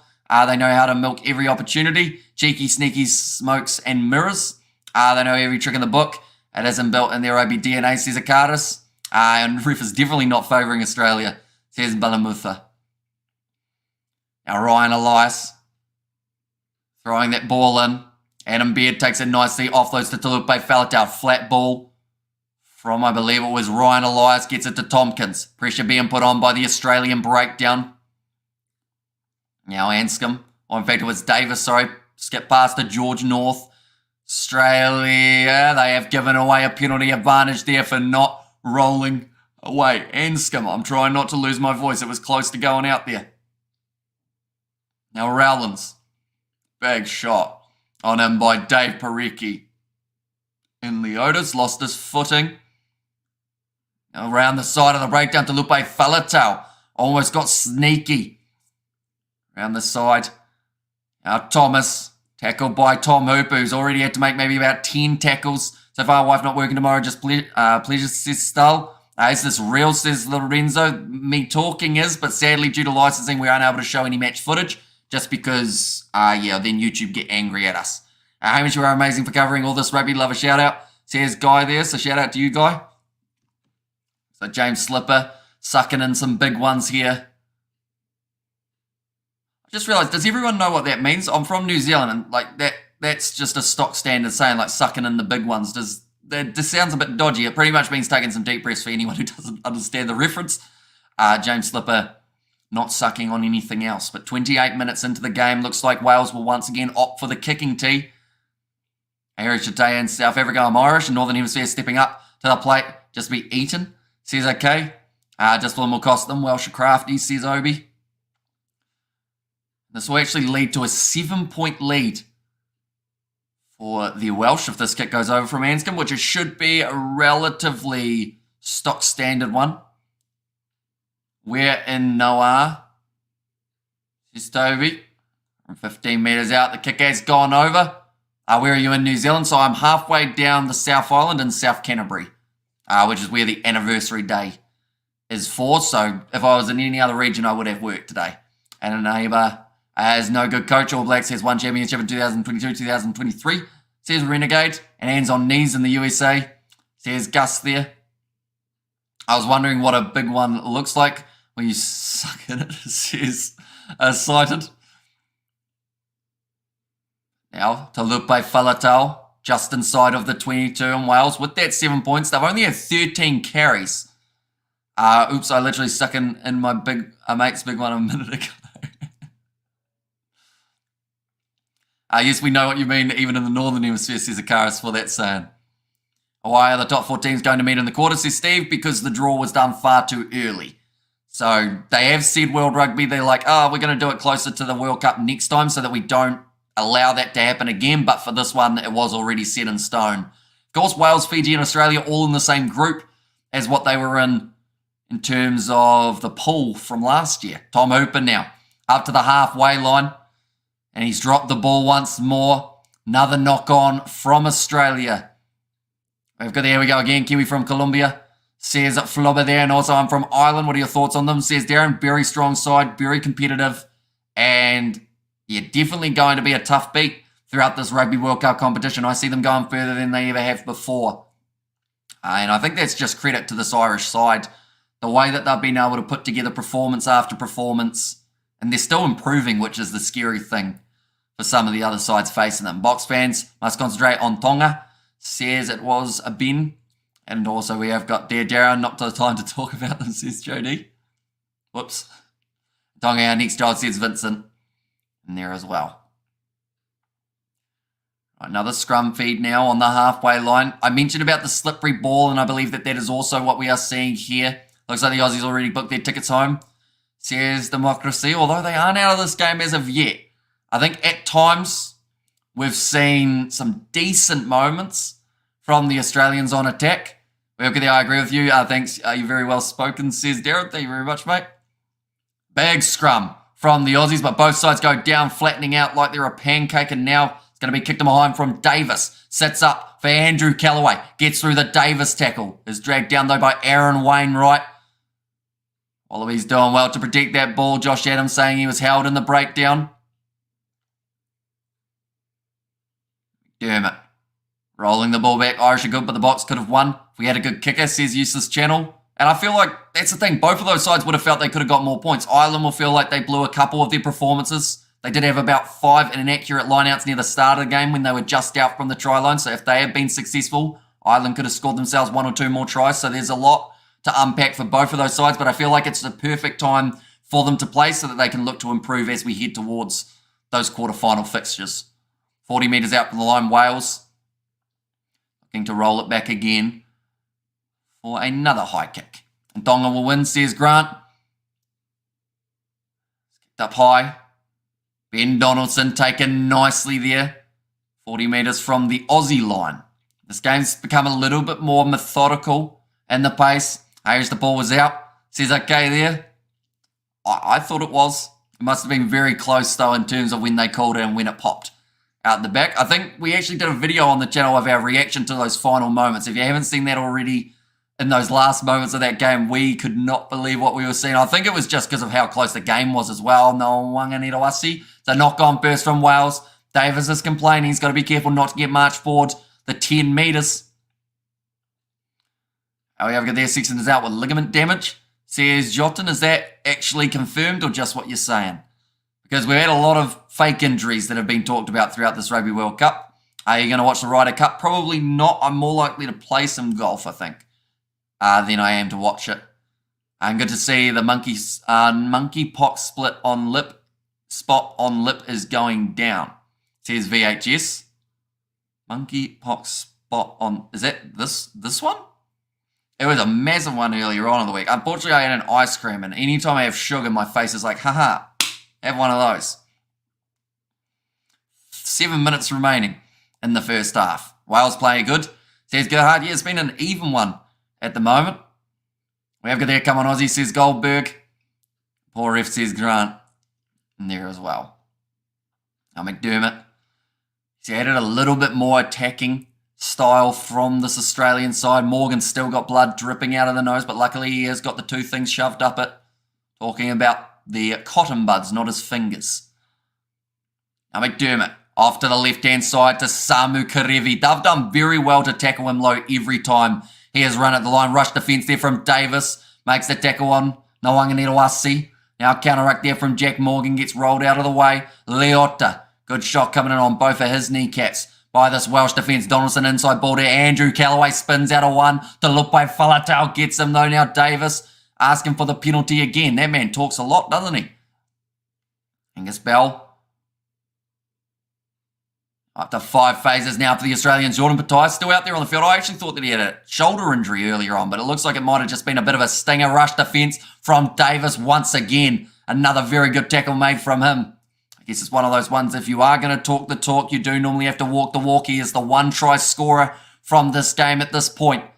McDermott to the left again. Donaldson with the skip pass. Corambetti passes it to the touch judge. He's not on your team. I believe that is Christoph Ridley. He was like, I'm not catching that one. Aussie's still dangerous. Says okay. And the Aussies need Quag Cooper. Says JB and Australia make it to 5 phases as well. Impressive for the standards in this game. Says Balamutha. Yeah, I think other than the time when they got to the 15 phases, about 10 or 15 minutes into the game, we haven't really seen too many large phase plays from both of these sides. We need Mornay Stain. Says Cameron there. And 5 minutes, says Jody. Yeah, we are getting close to the halftime mark. Jones frustrated with that one going into touch. Nice rainy weather in Cape Town. I just love this weather. Dams are filling up, says Desmond. And Hamish Bro, I heard Eddie Jones will be working in Japan after the World Cup. There were rumours. And then, to be fair to Eddie Jones, he did say before the Rugby World Cup, he said, I'm probably going to leave afterwards. Whether they do well or not, I might go overseas. That was the comment. And I guess he's a man of his word, isn't he? So everyone stop talking about yesterday's game. It will never change. Look forward, says Stull. And also I have to work on my golf drive, says David. I'm going to be, if we do end up going golfing, that will be after the podcast and other recordings. But if we do, I'm going to be going with George. And that man, it's scary watching him with a golf club because you never know if he's going to let it go or whether he is going to keep it in the palms. And didn't Jones make it clear he's targeting the next World Cup, says Stefan? He said he was with the squad that he was selecting, but I don't think he is planning on being there for the next World Cup for the Australians, but he wanted to show them that the young players could get the job done. Thank you for your commentary, do so good, says Cameron Day. Thank you very much, mate. Usually appreciate it. Anyone who is new to the channel, be sure to leave a like and subscribe. Our goal, we are 98 subscribers away from the goal for half time. So if you do want to help us out, it is greatly appreciated. We're here for every game of the Rugby World Cup. We have got there. I actually Googled Johnny Sexton. Someone changed his Wikipedia to call him the GOAT. I checked again today and it was removed by someone else, says JP. And that is why you can't trust everything on Wikipedia. The fact that anyone can edit it makes it concerning. Australia being in France, has introduced 10 new species of snakes. Says, okay. And Fuff should leave box. He has been. I got you, my boy, says JP. Thank you very much, mate. Now we're rolling more for Wales again. And closer to the halfway line with Ryan Elias hanging on to it at the back. I've been told to use it once, even though it is still walking forward here. Australia have really struggled to be able to stop that momentum of the rolling ball. Anscombe going for the cross kick. Adams cleans it up with a brilliant take, although Luke Pearce says it was in touch. The thing is, though, that wasn't too far off staying in the field of play. Probably edited by a goat, says Cited. I can't believe amongst all the rugby players in South Africa, there's no kicker. Flabbergasted, come on, Aussies from it was B. Goldberg. Ever done pro commentating? You should. You're that good, says Landy Beale. I have not, no. But that's the thing. I always talk about it. That's fine, I think. I think that should have just been play on. Now, Australia, they do get themselves the line out. A little bit unlucky for Wales in that case. But yeah, I always talk about the live or the actual commentating side of things, and I don't think it would be as fun as what it is when I do the commentary and being able to chat to you guys throughout the game. I feel like that's the main reason why I enjoy these so much, because we get to watch rugby like we're sitting with a bunch of mates, all just chatting about the games that are taking place. Now, Gareth Davis on the halfway line now for Wales. 4 minutes remaining. Eddie has cancelled the flight back and booked them a boat. They're so bad, says Adam. And also they're going to take 2 years to fix Australian rugby, says Aubrey. At least 2 years, I think, is the big one. And, nice take from Adams on the 22 now. Wales, another attacking opportunity before the end of the first half, slinging it off to the left-hand side. They asked to call it, or asked to shift it, left a bit more. Adam Baird, tackled by Rob Leota. The Welsh making over that 100 tackle mark is massive in our first half of rugby. You wonder whether or not later on in the game that will start to tire them out. But for now, they are still looking pretty fresh. Definitely some of these backs. George North, only his second carry of the half day. Parecki, that was weird. Trying to enter the breakdown from the side, which wouldn't have worked out. Big shot there from Samu Karevi. Now Richie Arnold making the tackle there again. Rob Valentini, that'll be the penalty. You are not allowed to dive on the ball when it pops out the back. You do have to remain on your feet. So that is why Valentini has been penalised there. Yeah. The ball's emerged. If Valentini had stayed on his feet and grabbed that ball and ran it, he would have been completely fine. But because he jumped down, dove on the ball, it counts as off feet. What a stupid error from the Aussies. The worst thing is, Valentini would have had enough time to be able to get that one anyway. And Adams Outstanding says, Blues Nate. I think the crowd are looking at that one. They're not liking it, but unfortunately the law book does state if you are getting the ball from an emerging ruck, it does require you to be on your feet. Oh, geez, that's a big shot on Liam Williams by Valentini. and Samu Karevi. We have got there Wales inching towards victory. We have got there the Welsh just sipping champagne already. Light work, boys, says Adam. And tough game, says Philip, and silly mistake, says Brian. Yep. And now it's going to give Wales another chance to add 3 more points to their tally. Tough game, says Philip. What is the penalty count now, says Kevin? So the penalty count is wrong in the one that I'm looking at. Or is it? Maybe. 5 penalties against Wales, 4 against Australia. Now that might be about right. Somewhere around there. Thanks, Hamish. Keep us Kiwi pensioners up with the players, says Neville. And that's the thing. I wish there was a way of watching free-to-air in New Zealand, and I think there should have been for this Rugby World Cup. Whether or not it was TVNZ, Spark Sport was a paid one, but they were going to have the World Cup until they went bust. Joined up with TVNZ. That's out on the full from Australia. Another late mistake, and now with 1 minute remaining in the half, they're deciding to put themselves under more and more pressure. Why they always fumble the back. And also knocking over the threes. They might need the bonus point, says Brian. And I think Scotland is going to surprise Ireland. Ireland were lucky, says Brett. I think that game, the beauty of it was it could have gone either way. Both sides know how strong they are. At the end of the day, it was 1 versus 2. And I think it's just shown that rugby as a whole currently, in terms of those top sides, it's extremely close. So, yeah, it's pretty awesome that those two sides could play again 5 times in the next 5 weeks, and we could probably see it be like a 3-all or a 2-3 or somewhere along those lines when they do go head-to-head. I've got there your thoughts on Antoine being out for France. It's a big hit for them, but I still feel like people are underestimating what Luku can do, because anytime that man has had opportunities, he's got himself tries, he's got himself assists, and yeah, I feel like it's a very dangerous game underestimating the French with what they've been able to do when they are on form. Now, big scrum from Wales. The advantage is in play now to Lupe Filatau. Goes off to Davis. Now quick hands out to Liam Williams. Steps around McDermott. Goes out to Lewis Rees-Zammit for the corner. But he's going to be he's almost managed to power his way over the try line. In fact, it's going to be a goal line dropout. The ball is held up. What is a huge loss. And comes Rana for the win, says Cameron Day. And also for the first time, no quarter for Australia, says Jody. At the moment, unless they can pull off a win here, could end up being the case. Hang on, we've got another whistle blown. I think that's actually going to be half time now between these two sides, ladies and gentlemen. Lewis Rees-Zammit just held up in the last moment. Big bit of work from the Aussies at the end. I think Wales are saying, what about our penalty advantage? Although that did take place 50 metres down the field, so you can understand why that penalty advantage was over. Better to play against France than the All Blacks, though, even though they have been playing they haven't been playing their best. Says useless channel White T. And if we face Ireland in the final with Pollard, we should take the cup for the record 4th time. Says Brett, and Dragonfire, says David. So at this stage, 16 points to 6, 10 points difference. Now, the trend throughout this whole World Cup, the only exception of that rule is the game between Georgia and Portugal, but every other match, 23, have had whoever's leading at halftime goes on to win the match. That's almost too much of a similarity not to be some sort of evident trend throughout this Rugby World Cup. Aussie have a plan, right? Says Clyde. At some stage, I'd like to see it. I'm not sure we've seen it yet, though. That's the thing. Statistically, they have actually been more dominant.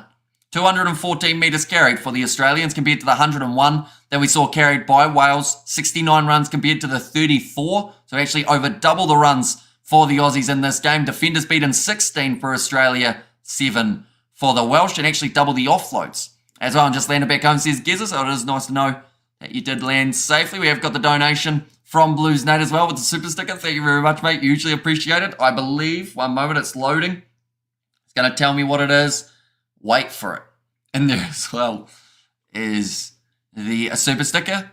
And France won't beat South Africa. The only reason they won last year is because Peter Steph Toy was dumb enough to be red carded, says JP. And All Blacks is sleeping like China and is powerful, says Renegade. And also we have got there, who are you? Says VDK. My name's Hamish. Nice to meet you, VDK. Who are you?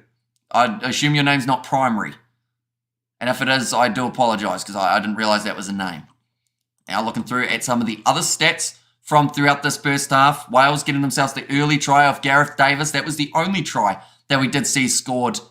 He's under doping suspension. Says Yvonne there for Elton Yankees, I assume that is. We have got their high, says VDK.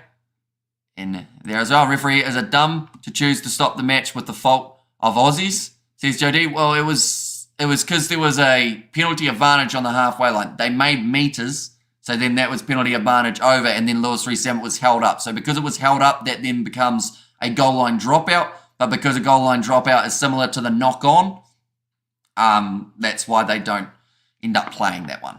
Nice work, Hamish. I think our box will take out France and New Zealand will overcome Ireland in the quarters. Well, they're going to have to find some form first, the Kiwis, before they get through the Irish, I would say. And also, I'm the one from the bot commentary where you were thirsty, says VDK. Well, luckily, the trend continues. I think Ireland will beat New Zealand, but you never know. With New Zealand, says useless. Channel YT. Agree, Chris says Brett and McKenzie's a wonderful number 10, says Renegade. Yeah, I quite enjoyed watching that option of Roygaard and McKenzie. Could be the future combo for the ABs when the players do go overseas at the start of next year. Gareth Anscombe has had 9 points so far throughout this game. I think you said you got a bottle water, says BDK. Who has found the cap lock. Jack Morgan making 12 tackles so far throughout this half for the Welsh. Andrew Callaway, most running meters with 45, and then most carries crossing the gain line is actually 4 for Rob Ballatini. He is leading their charge possession, a little bit more in favour of the Australians, 59%, which is why they've had more carries as well as more meters made throughout the game. Territory is pretty much 50-50 between these two sides, with the slightest of edges going in favour of the Australians. And so far, 103 tackles made by Wales, missing 16, and then 41 tackles made by Australia, missing the 7. So neither side tackling at more than an 80% tackle completion, which will be a little bit concerning. That will just allow more gaps to open up in that second half, perhaps. And ABs are keeping their heads down, staying out of sight of the pundits. They just have to wake up in the quarterfinals. Australia going home, says Stephen. And a new name on the Rugby World Cup would be nice, says Hawk. And 2 hours, says Goldberg. And as well, in short, videos, are you on drugs? No way. McKenzie is better than Moonga, says Zetzbeth. Is Wayne Barnes a good referee? Depends on who you talk to. At the end of the day, I think the main thing that everyone is asking for throughout this Rugby World Cup is consistency. We haven't had it yet across all the games, but that does not mean that in the future we won't hopefully have a little bit more of that consistency popping in. But we'll have a quick look at the odds as well. I mentioned at the start of this game, Australia came in as slight underdogs. They will now be a lot more than slight in this game. And also we have got their Springboks as the best, as a wake-up call for them, says Adil. So currently Australia, believe it or not, only $3.30 underdogs, with the fact that they're down by 10 points. And I mentioned about it in the last game. And in fact, I mentioned about it in this game earlier on as well, about the fact that every game apart from one has had the team leading at halftime walk away with the victory. Isn't it great to see the back of all that taking a knee stuff, says Robert. One of the players in the last game took a knee, and then he went on to score the try, and they allowed it, which is what I was talking about for the consistency of refereeing. We need to make sure right across the board that it is in tip-top shape. So that was Scotland versus Tonga at that game. Did happen. Good evening, Amish in the chat, says Jimbo. And also we have got their Springboks won't win the World Cup, says JP. And as an Irishman, if we make it to the final and lose to France, I'm okay with that, says Hawk. And New Zealand playing bad at the moment, but and the right selections are made. They click, watch out, says Trajan. And also we have got there, surely you don't, when you don't perform, you step down. And that only happens to our own, I think that is, possibly for the spelling. And come on, Kumru says it was there from Fleshen. Yeah, second half just around the corner, ladies and gentlemen. Who do we think will be the stand-up players throughout their second half? Do let me know. Looking at the benches, these guys could make a real impact. We've already seen the change of Gareth Anscombe. That was due to the injury of Dan Biggar, which at this stage we do not know the extent of. It could be relatively serious or perhaps just a bit of a knock for Dan Biggar, but I believe it was pectoral, so hopefully nothing too serious, and he is back for the next game. Elliot D, Domachowski, and also Thomas will be the front row replacements. Jenkins and Basham as the two in the locking and loose forward trio. Thomas Williams and Rio Dyer, the last two that the Welsh can make. For the Australians, Faisler, Scoop and Fa'amasili in the front row, Phillip and McWright, the other two in the loose ball trio. I actually think McWright off the bench will be quite dangerous here for the Australians, because if he is able to get over the ball, win a couple turnovers, could be some very, very handy territory and also possession for the Australians. Nick White, Carter Gordon and Suliasi Vunivalu, the last three for them in this one. We have got there in the chat as well, Wales are playing well. Whether they can hold on during the second half is meh, says Mr. Fantastic, and DuPont to score a hat-trick in the final. Says Alistair, that is if he is back from his broken face in time. So I don't write off Australia just yet, respect the opposition. Wales still have a fight ahead, says Timid, and we've talked about it for the Australians throughout 2023. They have definitely been a side that have been a first or a second half team, depending on the contest. And I actually think in the second half, that is when Australia will start to fire up, which is why they are only $3.30 underdogs. Power back 5 minutes. Welsh legs, they run, says Obi. And also blowing a hoolie and driving rain here. Let it blow, let it rain, no barley and hops. No barley and hops, no water, no beer, says Kernovik. The point will be back with a vengeance, says Alistair. But yeah, first of all, he needs to be back. And they talked about it that it could be 6 weeks that he is out for, so he won't be back till after the World Cup in that case. If he can come back earlier, he might end up wearing one of those face masks just to try and hold his face together while he does play. And in Cape Town, we have like 3 load sheddings for Monday, says Desmond. And glad we play in France in the quarterfinals, says Cool Story Bro. And big chance for the Cup to be back in Europe after 20 years, says Stefan. And I hope you and your fellow YouTube lads are making money out of this, says Cameron Day. I mean, we are a monetized channel, but I always talk about it. Whatever money we make off the channel, I put straight back into the channel, whether that is for new equipment like a green screen, microphone, etc. At this stage, the next thing that we're looking at is a chair. So hopefully we will be able to get one before the end of the Rugby World Cup. And if DuPont has one more hit to the face, then his career is over, says Democracy. And semi-finals could quite easily be all Northern Hemisphere, says Brian. No one's expecting Bok to win the Rugby World Cup 2019. Anything can happen, says Blues Now. And that is the beauty of the rugby world at the moment. There are so many sides in the running for this Rugby World Cup that any of them have got the chance of making their way through. That hoodie looks new, says that guy Jensen. Fun fact, I got it for 80% off from the Puma website. So I think it was like $12. So I got quite the bargain. We'll get the all refs are bad. I just saw losers. Also losers are bad to real men and women, says Gunnowick. And also I should mention I work another job alongside YouTube. I do build during the week. So that is what I use to pay my bills. This is my other job. I still use old crate and soft pillow. Best seat out, says Obi. And also we have the Desmond. This will start all over the country again.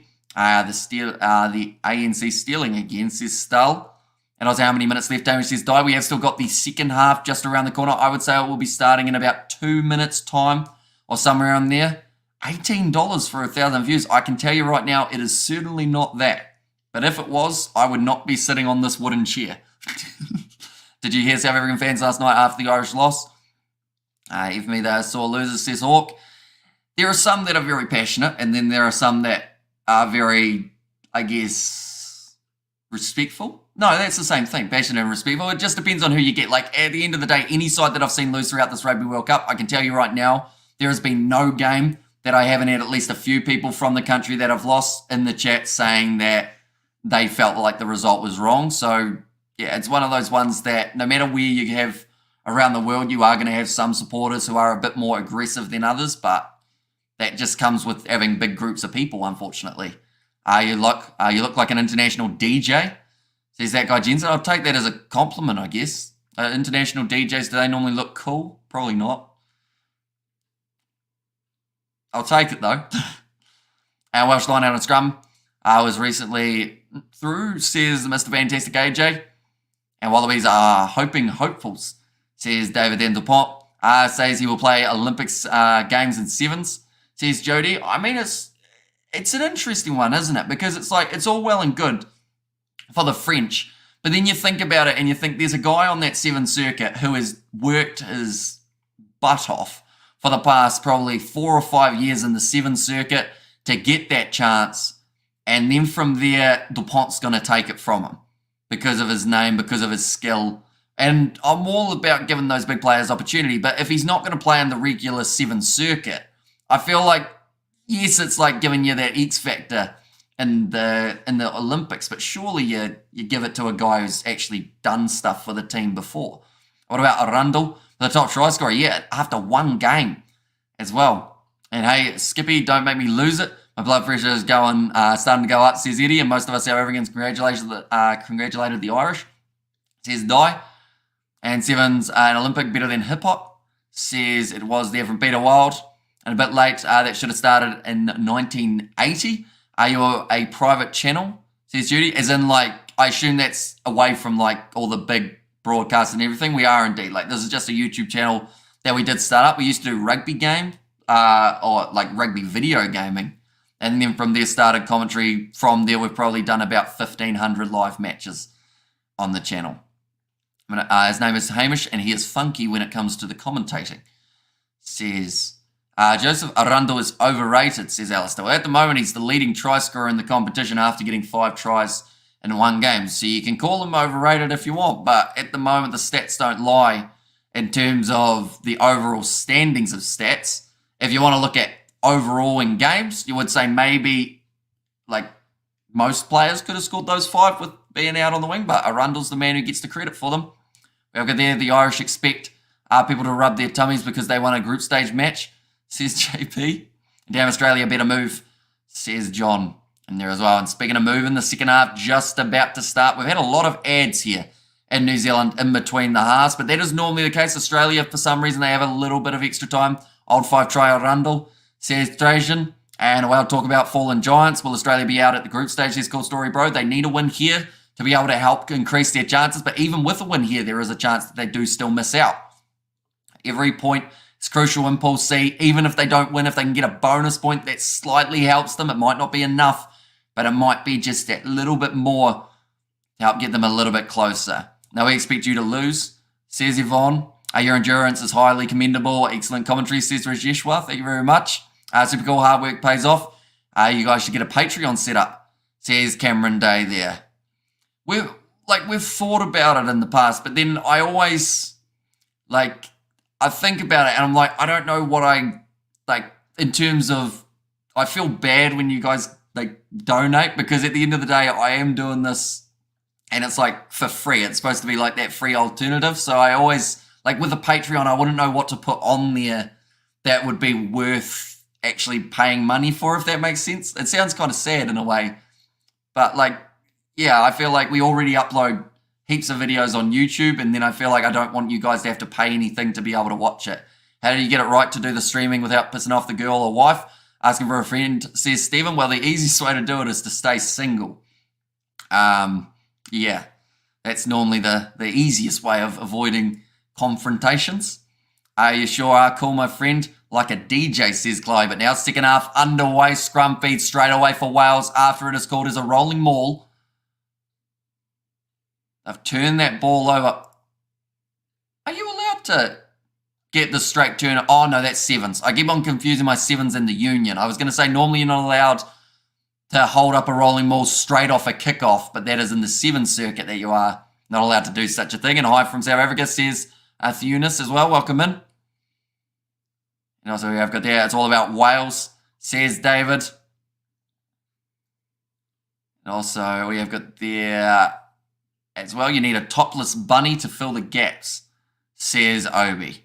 And if that a choice for us, or for those that watch and wish to donate, says Cameron Day.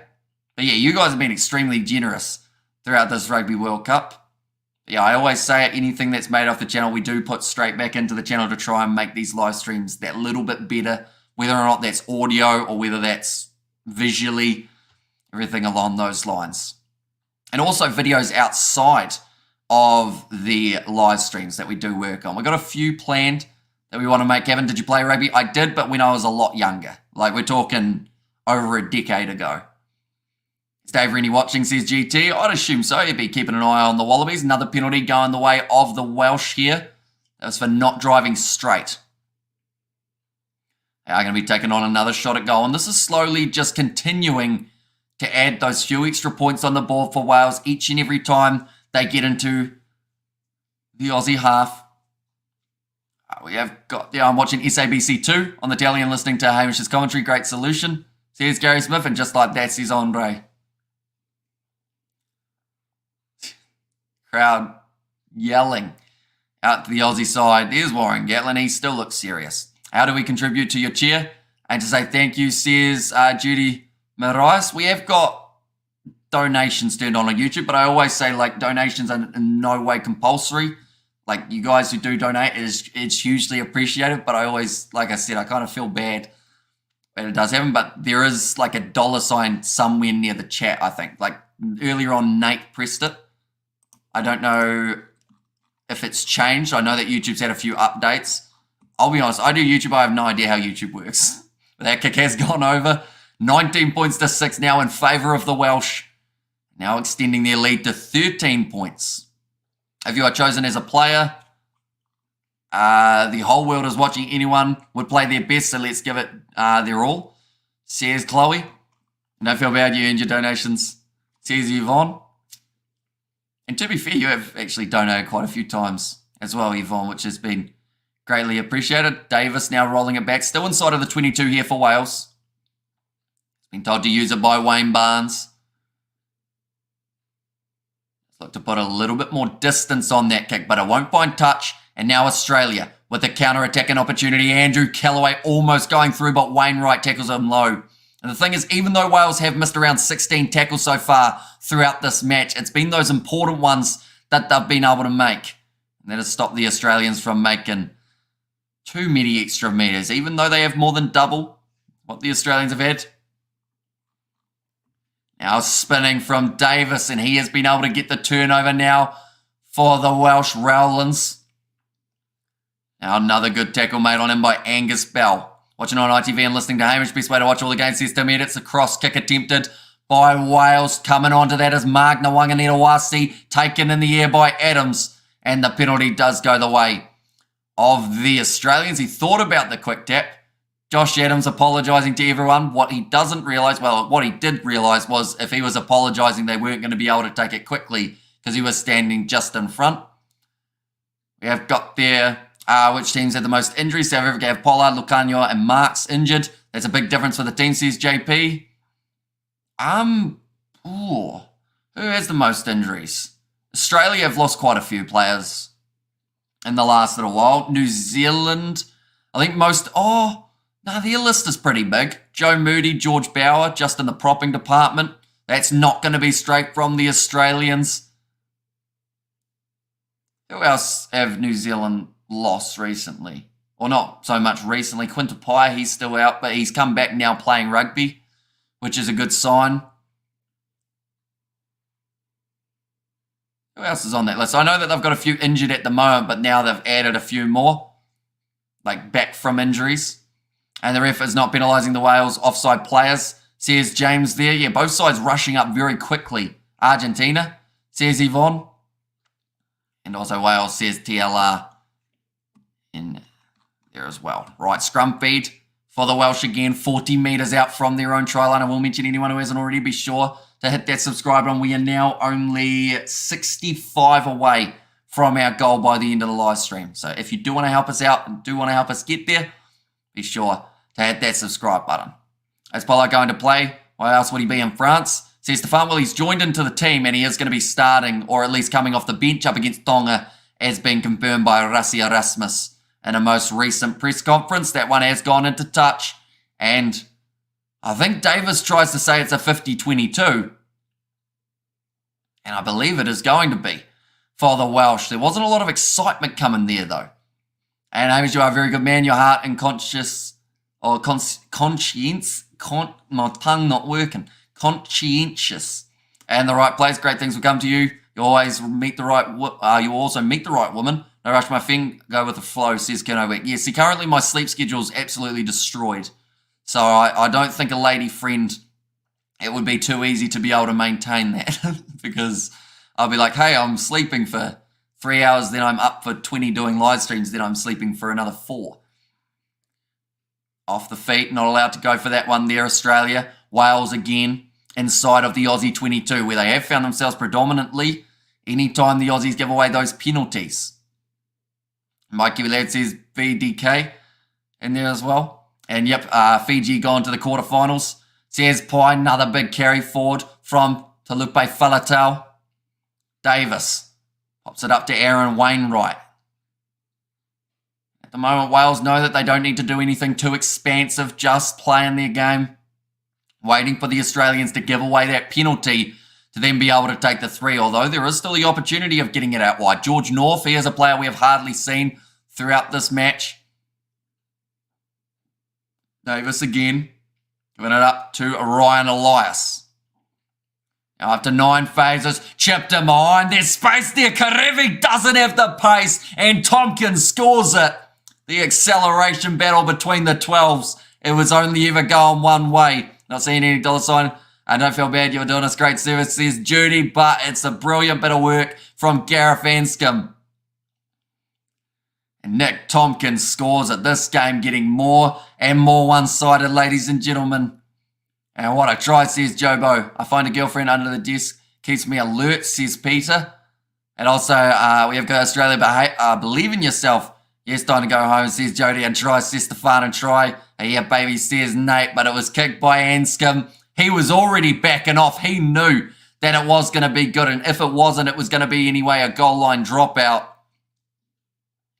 But Tompkins, still no smile from Warren Gatland. A little nod, though. That's about as much emotion as you will get out of that man. Sad to see the state of Aussie rugby. These guys were awesome in the 90s and the 2000s. And hi, new here, listening from a boat in Half Moon Bay in Auckland, close to you, says Will. So you are in the North Island in South Canterbury, about halfway up the South Island. In fact, no, a little bit further towards the south of the South Island. And Chase in front of the kicker. Says Joseph, I believe they have checked it and they said it is all right.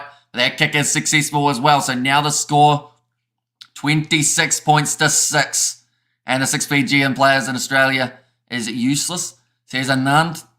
And also we have good there, no swearing, man. Let's respect each other like we respect the game and agree to disagree respectfully. Says Denzel, good morning, Amish. Says David the Mole, welcome in, mate. Hope you are doing extremely well. I should have never sacked Dave Rennie. Says GT, well, I think that this is the perfect time now for Australia to really think about what they want to do for their future, because they've got to work out a way of getting more players and just a more competitive player pool. Because at the moment, like I mentioned, when you look through at this Australian starting lineup, you ask yourself the question, comparing it to any of the other sides in, let's say, the top 5, top 10 in the world, how many of those players are actually getting selected in another side's starting lineup? And the answer is actually not very many at all. So they just need to build up some better players, end up with some future stars in their making. Downfield now, Andrew Callaway, inside of his 22. Kicks it into touch, doesn't get a lot of distance on that one. Aussie have a plan, right? Right, says Flo. Well, I think that plan has gone out the window now. And yeah, it's going to be a very, very tough one to get back into. Currently, Australia only $15 underdogs. Put that into perspective, when I think it was Portugal were down by 7, they were bigger underdogs than that. And Australia down by 20. Now, Ryan Elias, throw did not look very straight, but they do say play on. Anscombe goes across to Nick Tompkins. Now Samu Karevi has pulled out the clothesline. So it is going to be the penalty advantage to the Welsh once more. They've already got themselves 2 tries as well. Kicked out on the full, but they will go back for another penalty there.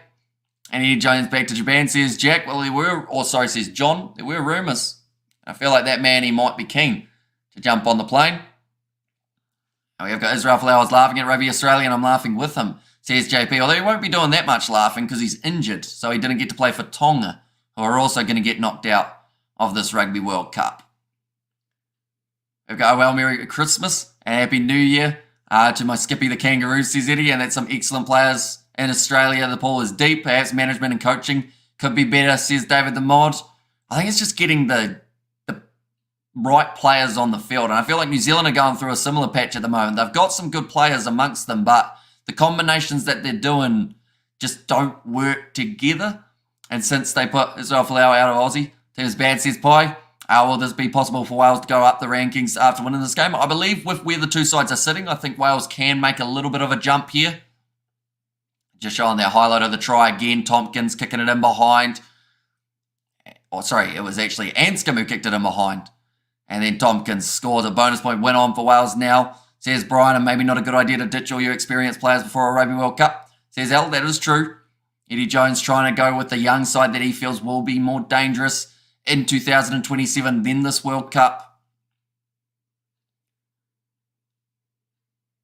Tompkins looks like he's got a little bit of a limp at the moment, but with that penalty going again against the Australians, Wales now have got themselves a chance to line up this three-pointer, probably about 45 metres straight out for Gareth Anscombe. Usually you can never write them off during any game, but today the body language is of a beaten team, says Jay.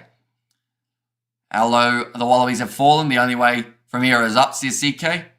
And also we have the nice Joe Hamish. I'll be back, says Renegade. Thank you very much, mate. Anyone who is new, be sure to leave a like and subscribe. We are only around that 55 away from the goal by the end of the stream. So if you do want to help us out, be sure to hit that subscribe button.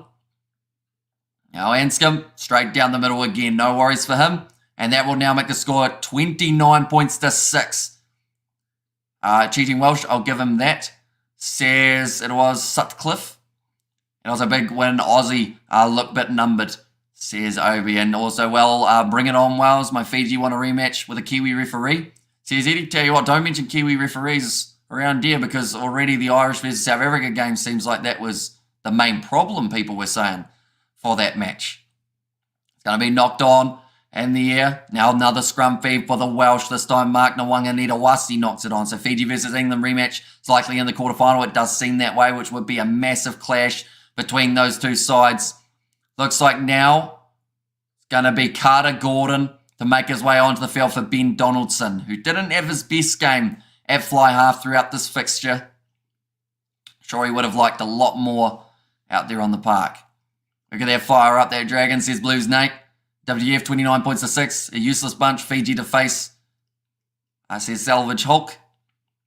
This is incredible, mate, says Mr. Yeah, it's a very good performance from Wales. At the end of the day, they haven't really done too much wrong throughout this game. We saw early on in the fixture that it seemed like maybe Australia were going to be able to push them. And then from there, Wales, they've taken their three-pointers. The ill discipline of the Wallabies is evident at the moment throughout this Rugby World Cup, giving away 18 penalties in their last fixture. So far in this game, giving away the 7, but it has felt like a lot more than that.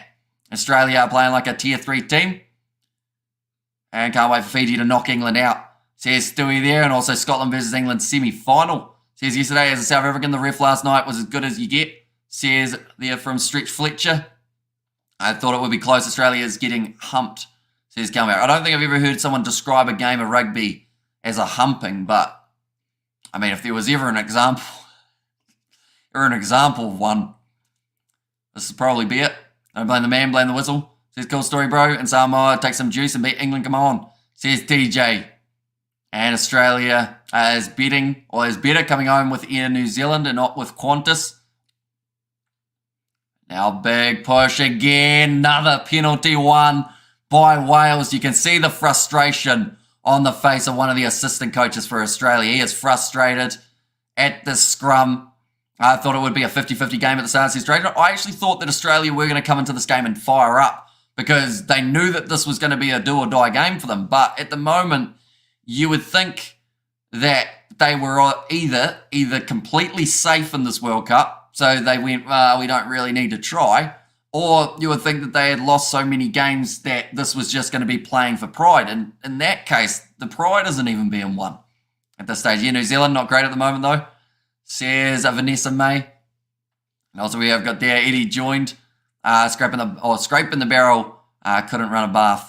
Says Bruce, nicely taken by to look by Falatau. And the possession stat's got to be about 60% in favour of Wales now with the way that this half has started. And there are still 25 minutes remaining. Wales will want 2 more tries to secure themselves another bonus point. They've gotten the full points available in all of their games at this point. Good kick in behind from Davis. Goes into touch. The territory game is working a treat for the Welsh. Now line out throw for for Australia. Inside of their 22, he's tainted by English. That's why they're bad. Says Sutcliffe, and also Jones is a was-been. Says David, OMG just joined. We're really 26 points to 6. They are indeed. And it's looking like it could be even more than that, depending on how Wales do close out this game. Nicely taken at line-out time by the Australians. McDermott goes off to Rob Valentini. Davis, a little bit slower, getting back up to his feet. Now McDermott putting it back into the pocket to Carter Gordon for his first kick. Almost charged down. But it's going to be put into touch again. More fire. And let's be real. If either team were to get it to the semi-finals, they would get steamrolled by either Ireland or New Zealand. Says Balamuka. And also we have got there, don't blame it. Jones, Wallabies been bad for years. There's no surprise, says Judah. Exactly right. Like, that's the thing. Jones was never going to come into this Aussie coaching role and fix the Wallabies with years and years of problems. Yes, people were hopeful that it would boost them a little bit, but they were never going to be the same side that people wanted them to be. I did predict that they would get knocked out in the polls. That's going to be a nice pass off to Wales' winger. What's happened there? We got about 4 blows of the whistle. It's a knock-on from Wales there. It's a sad day for Australia. In Australia, Tonga and Samoa are probably missing home. They want their own food, in my opinion, says Vanessa. And also, we have got there, Ben O'Keefe was the best ref for the Mammoth game. A perfect ref approved by both sides, Ireland and the Springboks, says Goldberg. Very close to the touchline. Just a knock-on from George North there. The pro says, what a joke. Says, Eddie, which part is the joke? Eddie, do let us know. Unless it's Eddie Jones's alternative account. Maybe he's tweeting from the coaching box. And we know how we felt last night. Says Chloe, I'm not Australian and I'm crying. Says cool story, bro. Okay. You wouldn't be thinking about the baseball again, would you? I know you said that baseball makes you angry. Or you think about baseball when you're angry. Is that the same for when you are sad? 25 metres out from their own line here, Australia. They need 3 converted tries. And fun fact, that would still put them behind. It would only get them up to 27. So they need 4 tries in the last 23 minutes if they want to continue their Rugby World Cup campaign. Now, they've still got 1 game around the corner, but I believe that it will be too much of an acre to make up. Now, Mark Ngawanganetawasi trying to step nicely. Carter Gordon. Now, tackled again by Talupe Falatau, who has had almost a man-of-the-match performance, you'd have to say, with the way he's been playing in that 4-pack. We have got there, look at you, boring Wales, says Max Powell. I wouldn't say it's boring. At the end of the day, they've nullified the way that Australia have been able to attack. Another knock-on. And they've still got time to get that bonus point. Only need another 2 tries. Nick Tompkins now breaks through another challenge. Cross kick from Gareth Anscombe. Nicely taken by Carter Gordon. They'll go back for another penalty. Australia used to be a powerhouse. WGF happened to them, says Hawk. And Eddie Jones has lost his stones. What type of stones? Like kidney stones? You want to get rid of those as soon as you can. And Porter, I hope you're all right, my friend. We've got another donation from Blues Nate. Thank you, Commentary. Thank you very much, Nate. You usually appreciate it, mate. I said mate a lot. I sound like Eddie Jones in his post-match reviews. And Portugal versus Australia is actually shaping up to be a good game at this race, says Vince. So yeah, it could be an extremely close one. Looks like Wales. Okay, at this stage, the fact that they're going for the 3, I would have loved to see them go for the corner here to try and ramp it up and get themselves maybe an extra bonus point rather than increasing this, because Australia are already 3 tries behind. This extra try or the extra 3 points doesn't actually change much for Wales here. Gets them into the 30s, but then you also have to wonder for Wales, are they just saying we don't want to risk any injuries? We want to get through this game with the win. We're already in a position to be able to do so. So let's just close it out with as minimal risk as possible. Will Australia know is playing in the World Cup? Well, the thing is for Australia, they are now in the predicament of if they lose to Portugal, I'm not saying that's going to happen, but if that happens, Portugal, I believe, on points differential, or maybe not on points differential actually, depends how much they lose by here. Portugal may qualify automatically for the next Rugby World Cup, and Australia would have to go through the qualification process, which would be massive for them because normally they automatically qualify. No worries at all. Matt Faisler now making his way onto the field. Dave Parecki off. I made a comment about him at the start of the game. Is he good enough in that number 2 jersey? But I think that same question can be asked to a majority of this Wallabies side. Mate, Aussie, just pack your bags. Says Stephen, I might have to stick to league at this rate, says Xavier Brown. Yeah, it certainly hasn't been the performance the Australians were after here. Up to the 22 now, though. Thomas Williams, he has gone onto the field. That is for Gareth Davis. Had a very solid game as well. Probably the other man of the match contender out of all the players out there on the park for Wales. Carter Gordon now passes off to Samu Karevi. He's got Suliasi Vunivalu with him. Decides against the pass. McDermott back across to Gordon. The two youngsters. Goes off to Punefa Masili. Again Gordon. Slinging past to Angus Bell. Already it seems like there's a little bit more attacking intent from the Australians just in these last few phases. Jordan Bataya, good tackle made on him by Josh Adams. Now McDermott slings it back to the left to Rob Ballatini. Another good tackle made low by Jack Morgan. Of course, need to give Wales a huge amount of credit here with the fact that they've had to make around 200 tackles throughout this game and they are still looking like they've only been playing for 20 minutes. And England versus Fiji, something interesting to watch is Max Bowen. It's so satisfying, says Dilla. And that's now going to be kept in there in the scrum. Suliasi Vunivalu rips Liam Williams to the ground out of frustration. And now Wales have got themselves another scrum here. Wayne Barnes saying thank you everyone. Just step away please. Are you Australian or New Zealand? Says Central Man. I am from New Zealand. And apparently Australia apparently had to qualify for the 1999 World Cup, if I'm not mistaken, says John. So yeah, it's been quite some time since the Aussies have had to go through the qualification process. I don't even know who they'll play. Do they go into the Pacific Island pool? Maybe? Or they'll go into Asia, I believe. So that would be alongside the likes of Tonga, Hong Kong. I think South Korea, were they qualifying or trying to qualify for the last one?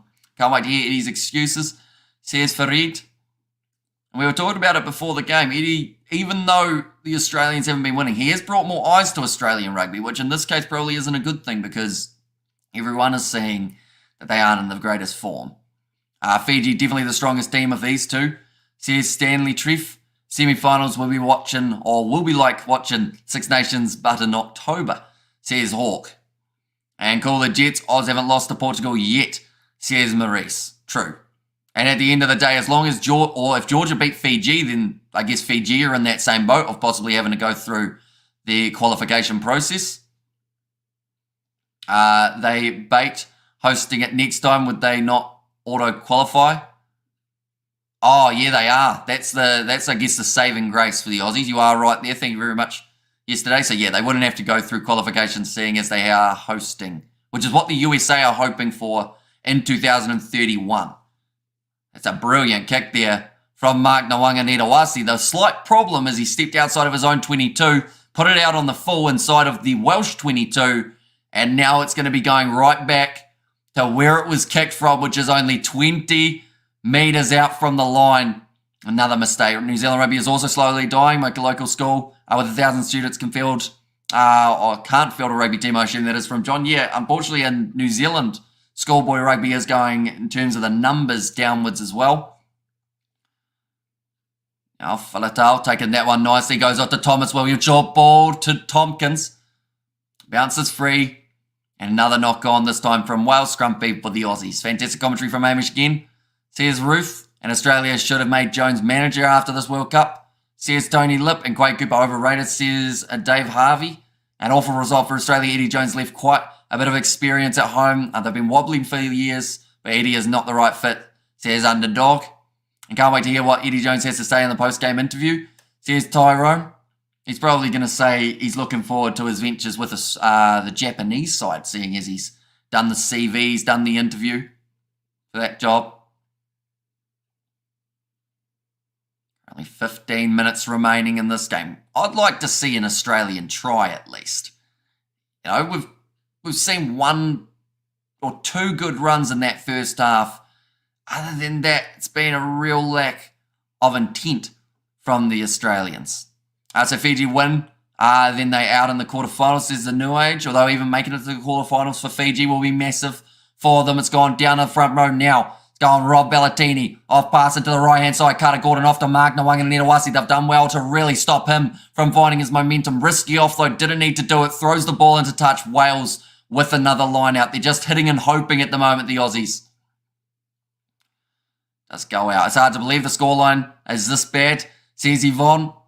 My next channel to view after this game, says Cameron. And also we've got that WGF This touch is a gift from Australia. Ooh, says a Joe D. In 4 more years, Aussie, says Braddock. And we have seen the Aussies try and play rugby with no team cohesion, says Manuel. Now thrown in, nicely taken by Adam Beard. Yeah, there's hardly anything we can fault in the way that Wales have played this game. They've got themselves another penalty advantage, this time for Aussie, joining the rolling maul too soon, I believe it was. Yeah, it's just the little mistakes that, I'll be honest, the term is coach killer. Eddie Jones will be sitting there going, we're trying to do these plans and the boys are just not doing them. Because you can't knock the ball on every time you touch it. Can't give away a penalty every time you hit a breakdown. And I think that shows straight away at the start of this game when we saw Dave Parecki give away a not rolling away penalty in the first 15 seconds of the game. We have got there people underestimate the lure of the black jersey, says CK. And also we have got the great defence by Wales, says Jimbo. Yeah, their tackling has been very good. Yes, they've missed a few tackles, but I feel like those tackles that they have missed have not been significant in this contest. Domachowski now making his way onto the field alongside Thomas and also Elliot D. So the 3 changes being made for the Welsh here. Just looking at some of the stats. 135 tackles made by Wales compared to the 76 of Australia. Yet the Welsh are looking like the freshest side out there on the field. In the second half, they are slowly making up in terms of the possession. Australia have had 55% of it throughout this game. Yet the scoreline says something completely different. Now 5 metres out for the line. George North tackled by Carter Gordon low, but Wales in with a shot of scoring their 3rd try here. Offloaded back to Josh Adams. Runs out of space on the touch side. Now Williams is across again to Will Rowlands. Now Williams, miscommunication from Wales. Now Australia being able to pounce on that opportunity. Samu Karevi. Oh, that's just poor. He's tried to run. He's looked like he's going to slip over 3 times and then he's dropped it in front of him for the knock on. He has probably had, I don't want to be harsh, but probably one of the worst games we have seen Samu Karevi ever have in a Wallabies kit. Eddie Jones is sitting there, hands on the face. He's getting booed by the crowd. He can't help Karevi dropping the ball though. This moves fast to read. Says it was there from Robert. And what are the odds? Says given at the moment the odds are Australia are $51 underdogs to go on to win this game. And rightly so. The Welsh must remember the result for the quarterfinals. Argentina 48, Australia 17. And yikes, says Yvonne. Now Tate McDermott will be taken off the field for the Australians. Not all blame is on Eddie for the Aussies. How much impact has the retention of players by Fiji, Tonga, Samoa, says David, or even like outside of that, just the poor discipline, the handling errors, like they are things that just hurt a coach because you want to be able to do your tactics, you want to be able to stick to the game plan, but then when you're constantly giving up scrums, when you're constantly allowing the opposition to take easy 3-pointers, it just makes it extremely hard for you to be able to find your momentum. We have just seen the 2 tries from Wales. They've got 12 minutes to be able to score 2 more to get the bonus point. We have got their Wales, lol. Australia, rubbish. Says Mark Smith, and exactly says David. And Eddie Jones took a gamble when it exploded, says Galmac. And he's saying they're going to win the World Cup in the TV ads. It's even more hilarious now, says Cited. You wonder deep down, did Eddie Jones ever really think they had the chance? Or was it just a way of getting more people to watch Australian rugby, which, to be fair, he has done. The problem is they haven't been able to perform throughout this Rugby World Cup the way that people would have liked to see. Now Josh Adams feeding the ball in again. Williams going to the right-hand side here. And skim wide cut-out pass. Samu Karevi. In fact, it's Marika Korombeti this time. Misses the tackle. Great work in the breakdown from Carter Gordon, but doesn't end up with the ball. It pops out the side. Fraser McRae also trying to get in there with the steal. Now to the right again. Williams. This looks like some sort of injury on the far side of the field as well, so we will keep an eye on that. Trying to remember who it was who got tackled up that side. I think it's Lewis Rees-Zammit. if I'm not wrong. We haven't really seen a huge amount of him, though. This is what happens when you hire a coach who is sacked for poor performance by another team. Says Jonesy, on 12, and what is this? Says Cool Story Bro. Well, it's probably one of the bigger results you'll see Wales have up against Australia in your young life. But the question is this going to become a regular thing now, depending on where Australia can go? Nick Tompkins now trying to go one-on-one with Samu Kerevi, finds the offload to Anscombe.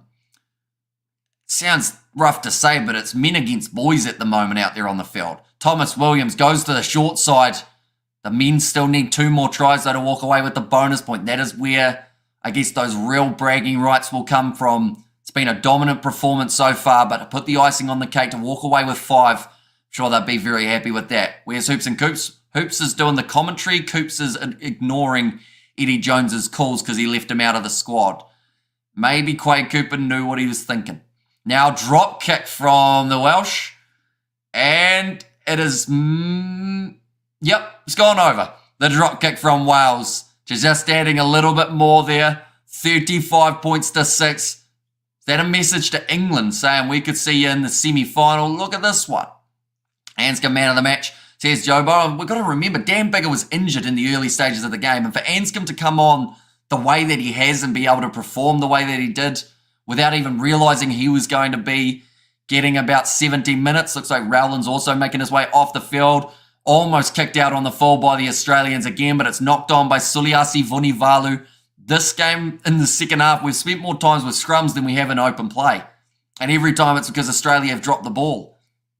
Looks like Rio Dyer now very close to making his way out onto the park. Would love to see Scotland with their kilts face the New Zealand haka and then do a William Wallace move on them. Says it was there from Stefan.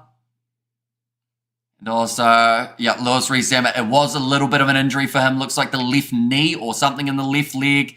Doesn't look too comfortable. Doesn't get a high five from Carter Gordon either. Saying that knowing the... No, I can't do that to them. I was going to say knowing the Australia, Carter Gordon probably would have missed it, but that would be too mean.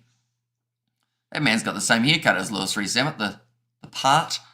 And Anscombe hasn't missed a beat. Hamish Bro kicked all his kicks, set up a try or 2. Says Joe Bo, although he did hit the post with one of his kicks, we got to remember early on in the game.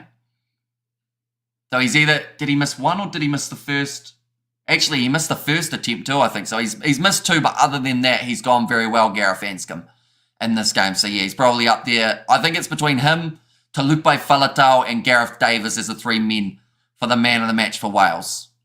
I can't believe, says Sebastian. We've got there, are you into football? We watched a little bit of football. We haven't really commentated too much on the channel, to be honest. We've done more on the Kiwi Lads Sport, our second channel. We've got there Cameroon and also Australia are unstoppable. Just not while playing rugby, says Braddock. But now we've got ourselves another scrum reset. Thanks, Ed, says Chloe. And Australia is going to leave on jet plane. Don't know if they'll be back again. See you in 2027, says John. And what happens after? We tune into wildcard to prevent, or to, wait, where'd that go? Prevent having a stroke. Calming down, says Goldberg. And also drop goal, says Braddock. And also can't run, can't pass, can't scrum. Wow, says Cited. I feel like that's all Eddie Jones has to say in the post-match interviewers. Just say they couldn't catch the ball. Oh, it's knocked down by Samu Kerevi. It was in a tackle, so it will just count as a knock-on against the Australians, but it is another advantage for the Welsh.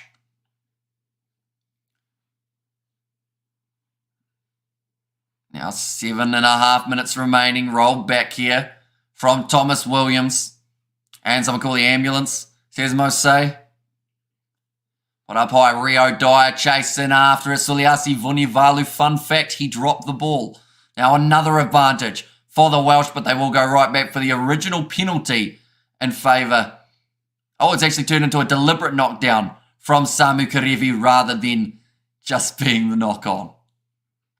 Been nothing special from Wales, just whipping this poor Aussie team. This isn't helping Wales for all their future games, says Peter Wild. Yeah, they have to get used to not being under penalty advantage for 60 out of the 80 minutes in a game. But, at the end of the day, Wales, in a way, they couldn't really have done too much more at times in this game just because of how much stop-start there's been. Every time that they try and get something going, the Aussies either give away a penalty or they end up knocking the ball on, which then will go back to the scrum.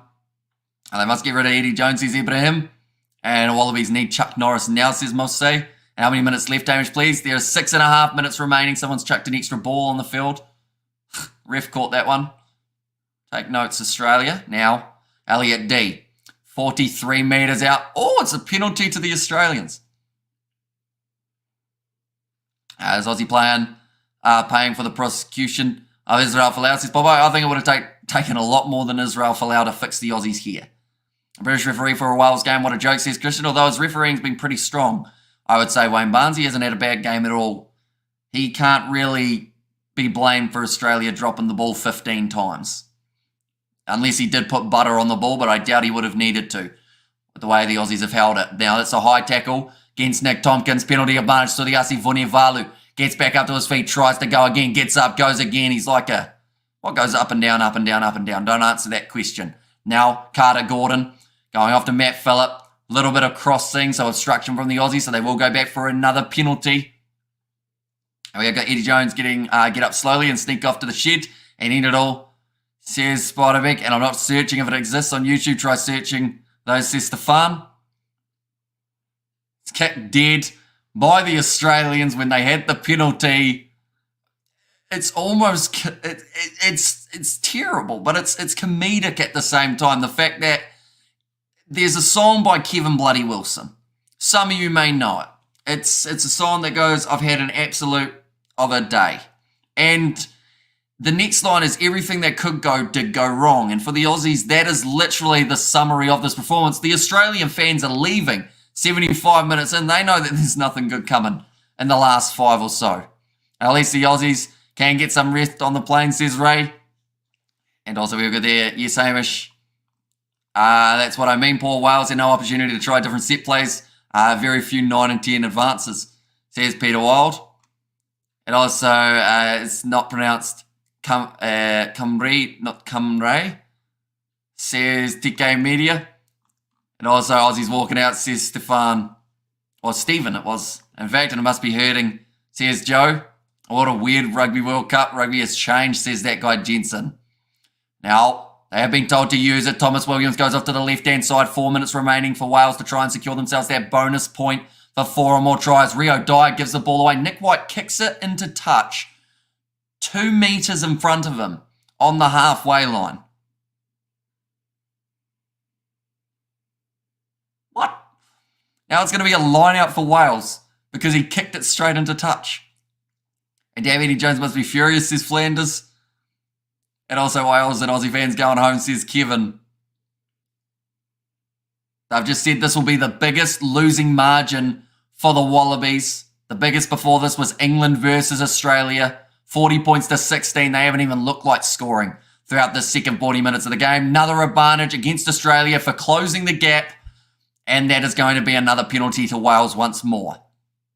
I do apologise if the commentary's been slightly, I guess, repetitive on this stream because it has been penalty against Australia after penalty after penalty. They dropped the ball, then they penalised. Like they've said, totally outplayed. Nick White not complaining to the ref. What can he complain about, though? That's the thing. They're down by 29 points in this game.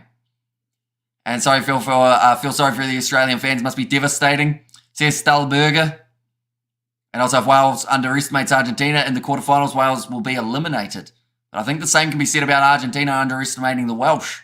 Because this Welsh side, when they're on song, we've seen some pretty nice moves from them. At times, this is going to be the rolling maul now. Driving for the try line. They will get themselves the try. And that is the third now. There might even be a punch-up out here. What if Australia got to lose? They might actually win that. But 2 minutes remaining. This is officially one step worse than a hiding now, says Venster. Moves up to 40 points to 6. So it was already going to be a record margin. Now they're just putting that little bit more of a nail in the coffin. No worries, you're accurately describing what is happening. And this is a terrible Welsh side. Eddie Jones has not been a good signing. Fijians and the Wallabies secretly celebrating in their hotel rooms with the Fijian win. Well, that's the thing. Fiji now have a brilliant chance of making their way through to the next stage What is the time, says Berenice? We're up to 78 minutes through this game. Yeah, Super Rare, no one picked this margin. I don't think I saw anyone backing Wales to win by more than 10. And maybe 15 at a stretch, but no one had them winning by 34. And if you did, the likes of if I had done my preview video for it, which we didn't actually get time to film, unfortunately, due to the heavy schedule, if I had said I'm backing Wales to win this game by 40 or so points, everyone in the comments would have absolutely destroyed me. I said that it was going to be close. I was hoping it was going to be close.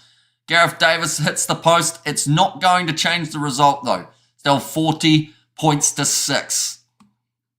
We've got their Welsh, are a good team. They put in the graph, well done Wales from Ireland, says Tony. Yeah, they've done what they've needed to in this game. They haven't been troubled by the Australians really throughout all of the second half. Now Wales, if they can get one more try, they will actually walk away from this game with a bonus point. They don't really need it, but it would still be a statement for them if they can bring up around that 45 points. Now Thomas Williams going off to Adam Beard. It looks like they are going to the short side once more. Liam Williams steps back in with Samu Karevi having to make the tackle there. In fact, that time I think it was Marika. Oh no, it was Samu Karevi. Oh, penalty is won by the Australians. They've got 13 seconds remaining. Do they kick for the corner? Mark Nwanganitawasi, I think he's saying, let's just tap this, boys. Let's just get it over with. And Australia men are ugly. Okay, fair enough. I don't normally look at the Australian men, Dan, like yourself, to decide how attractive they are, but I'll take your word for it. We've got their play middle and winning columns, says Obi. And also we've got their Wales, says Marius. Okay, Australia 10 metres out. In fact, 5 metres from the line now. Can they score the try in the final moments?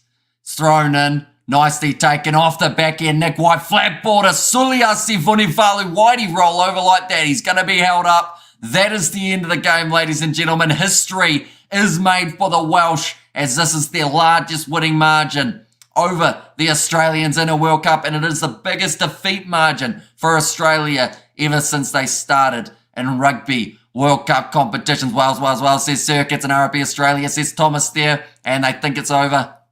And also we have got their awesome weekend of rugby, says Blues Nate, and also RP Australia, says Thomas there. I think the Aussies ate snails last night, says Philip, and Aussie needs 6 quick tries in 1 minute to get back, says Stephen Marks. But anyone who is new to the channel, I should mention, be sure to leave a like and subscribe. We have got plenty more coming up in the near future. We have got their pointless comment, says Cameron Day, and also we have got the I doubt we will see Southern Hemisphere finalists. Oh, I mean, there's a few other sides in the Southern Hemisphere that are going to have to carry. Saying as Australia at this stage, with that loss, more than likely that is going to be the end of their campaign. WGF, says Cameron Day. And also thank you, Hamish, and good night to you and everyone, says Stull.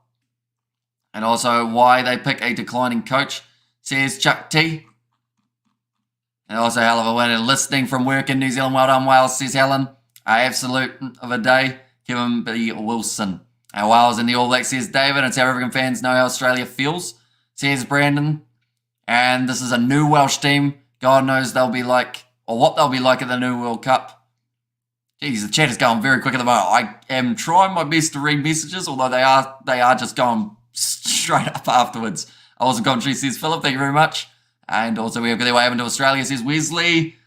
They have 1 foot on the plane.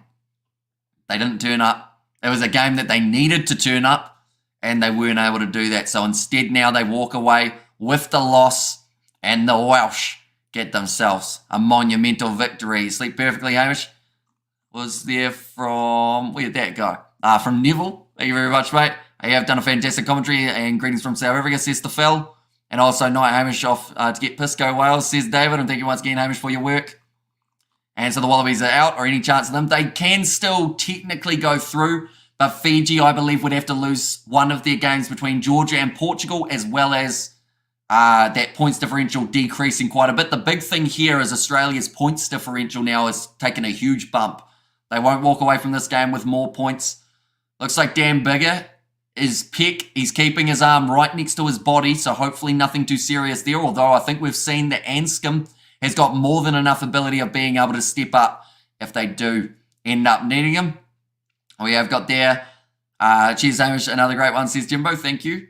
And Eddie Jones is trading in his car for a Pope Mobile, says Gully Mac. And thanks, Hamish, for awesome commentary. I mean, you get a contract from with broadcasting, SA. Cape Town, night, says it was there from Goldberg. But yeah, anyone who is new, be sure to leave a like and subscribe to the channel. We have got a whole heap of games that we are covering tomorrow.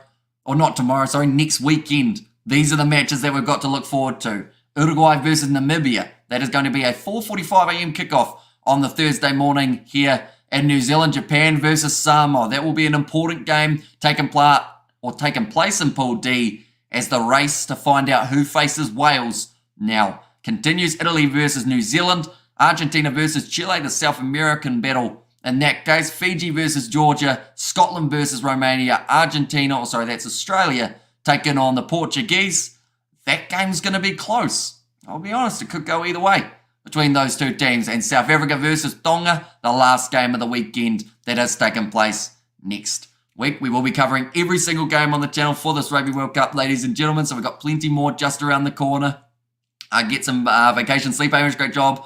On a rough game to describe, says Gus. Yeah, I do apologise if by the end it sounded like I was either being a bit sarcastic towards the Australians or it sounded repetitive. It was the same thing over and over. The handling errors, then the penalties, then it was pretty rough. You need to sleep late tomorrow and let your body wake up 3 days later, says Denzel. Although we aren't going to sleep just yet. We've probably still got another about 10 hours of being awake, as we have got quite a bit to get done. We've got a podcast that we are filming, which will be coming out on the Rugby Recap YouTube channel probably in the middle of the night tonight. Also, the Springboks game. We have got our prediction of their lineup that will be going up on the channel as well. So be sure to check those out. Fiji took the momentum. Surely Wales can defeat a team that lost to a team that they already defeated, says Faitu. And also, we have got there looking forward to the Eddie press conference for some entertainment, says TT. And also, we have got there... there's no need to apologise, mate. Your commentary was fair, says John. Once upon a time, there was a country called Australia. And koala still eating gum leaves, says Mose. Okay. No, the Aussies are hopeless, says Fleshin. And Dave Rennie says hi, says Miller. I think Dave Rennie will be saying, phew, lucky I got out of there when I did, because he didn't want to go down with the ship. He said, nope, I'm all right, thank you. I don't mind avoiding that scenario. And Ireland are so much better than France, and Box should have won last night, says MR. And no, the Aussies are hopeless. And also poor wildcard, says Darren there, and bring on the press conference. And also Australia has left the chat, says Wesley, and well done Wales. Hard cheers Australia. Thank you for a great weekend. Commentary, good night all. God bless, says Kurno Wick. And thank you so much for this wonderful time spent with all, says Chloe there. And yeah, it's been a pretty awesome weekend overall, ladies and gentlemen. We've had a lot of new people tuning in, a lot of the regulars coming onto the channel as well. So it's been absolutely fantastic. And we've got a few more big weeks of the Rugby World Cup, but we are officially 50% through the Rugby World Cup competition. So far, we have had the 24 games. We got 24 just around the corner as well. Looking at some of the stats for this game, I feel like there's got to be some bonuses somewhere. Australia actually ended up making 120 tackles in the end. They had a better tackling success rate than the Welsh. They gave away 12 penalties rather than the 8 of Wales. They don't have the handling error stat there. But I would assume that Australia, they would have had to be 15 to 20 at least throughout this game. Night, mate. Still happy after last night. And also, pleasure, my friend, says Chloe. And also, we have got there, what time is it over there, says Hawk. So we are currently sitting at 10 a.m. New Zealand time. So, like, it's decent enough in terms of timing. But, yeah, we've still got plenty more to do, even though we woke up late last night. I started out nervous, but I actually ended up feeling sorry for the Aussies. They are bad, says Flesh. And, yeah, by the end of the game, it was almost... I said about it being slightly comedic, just with the fact that everything that they could have done wrong, in different ways, they still did do wrong. The likes of Nick White kicking that ball into touch when he was like 2 meters or so away from the touchline, just kicks it out in front of him, knock on every chance that the Aussies had. It was not looking good for them as well. And great live feed, dude. You actually read comments, says Mister. I do try my absolute best to read as many as I can. I will say on some of these busier live streams, it is very tricky to get through every single one, but we try our absolute best to be able to look through them all. But I do thank you all very much for tuning into these live streams over the weekend. If you are new, be sure to hit that subscribe button. We're only 32 away from the goal that we have by the end of this stream. So if you do want to help us just narrowly get over the line, be sure to hit that subscribe button. I will see you guys next week, also with videos all throughout the week involving this Rugby World Cup, predictions for teams, lineup announcements, previews, reviews, the whole lot here on the channel. But thank you all very much for tuning in. If you are new, be sure to leave a like and subscribe, and I will see you all for the next one.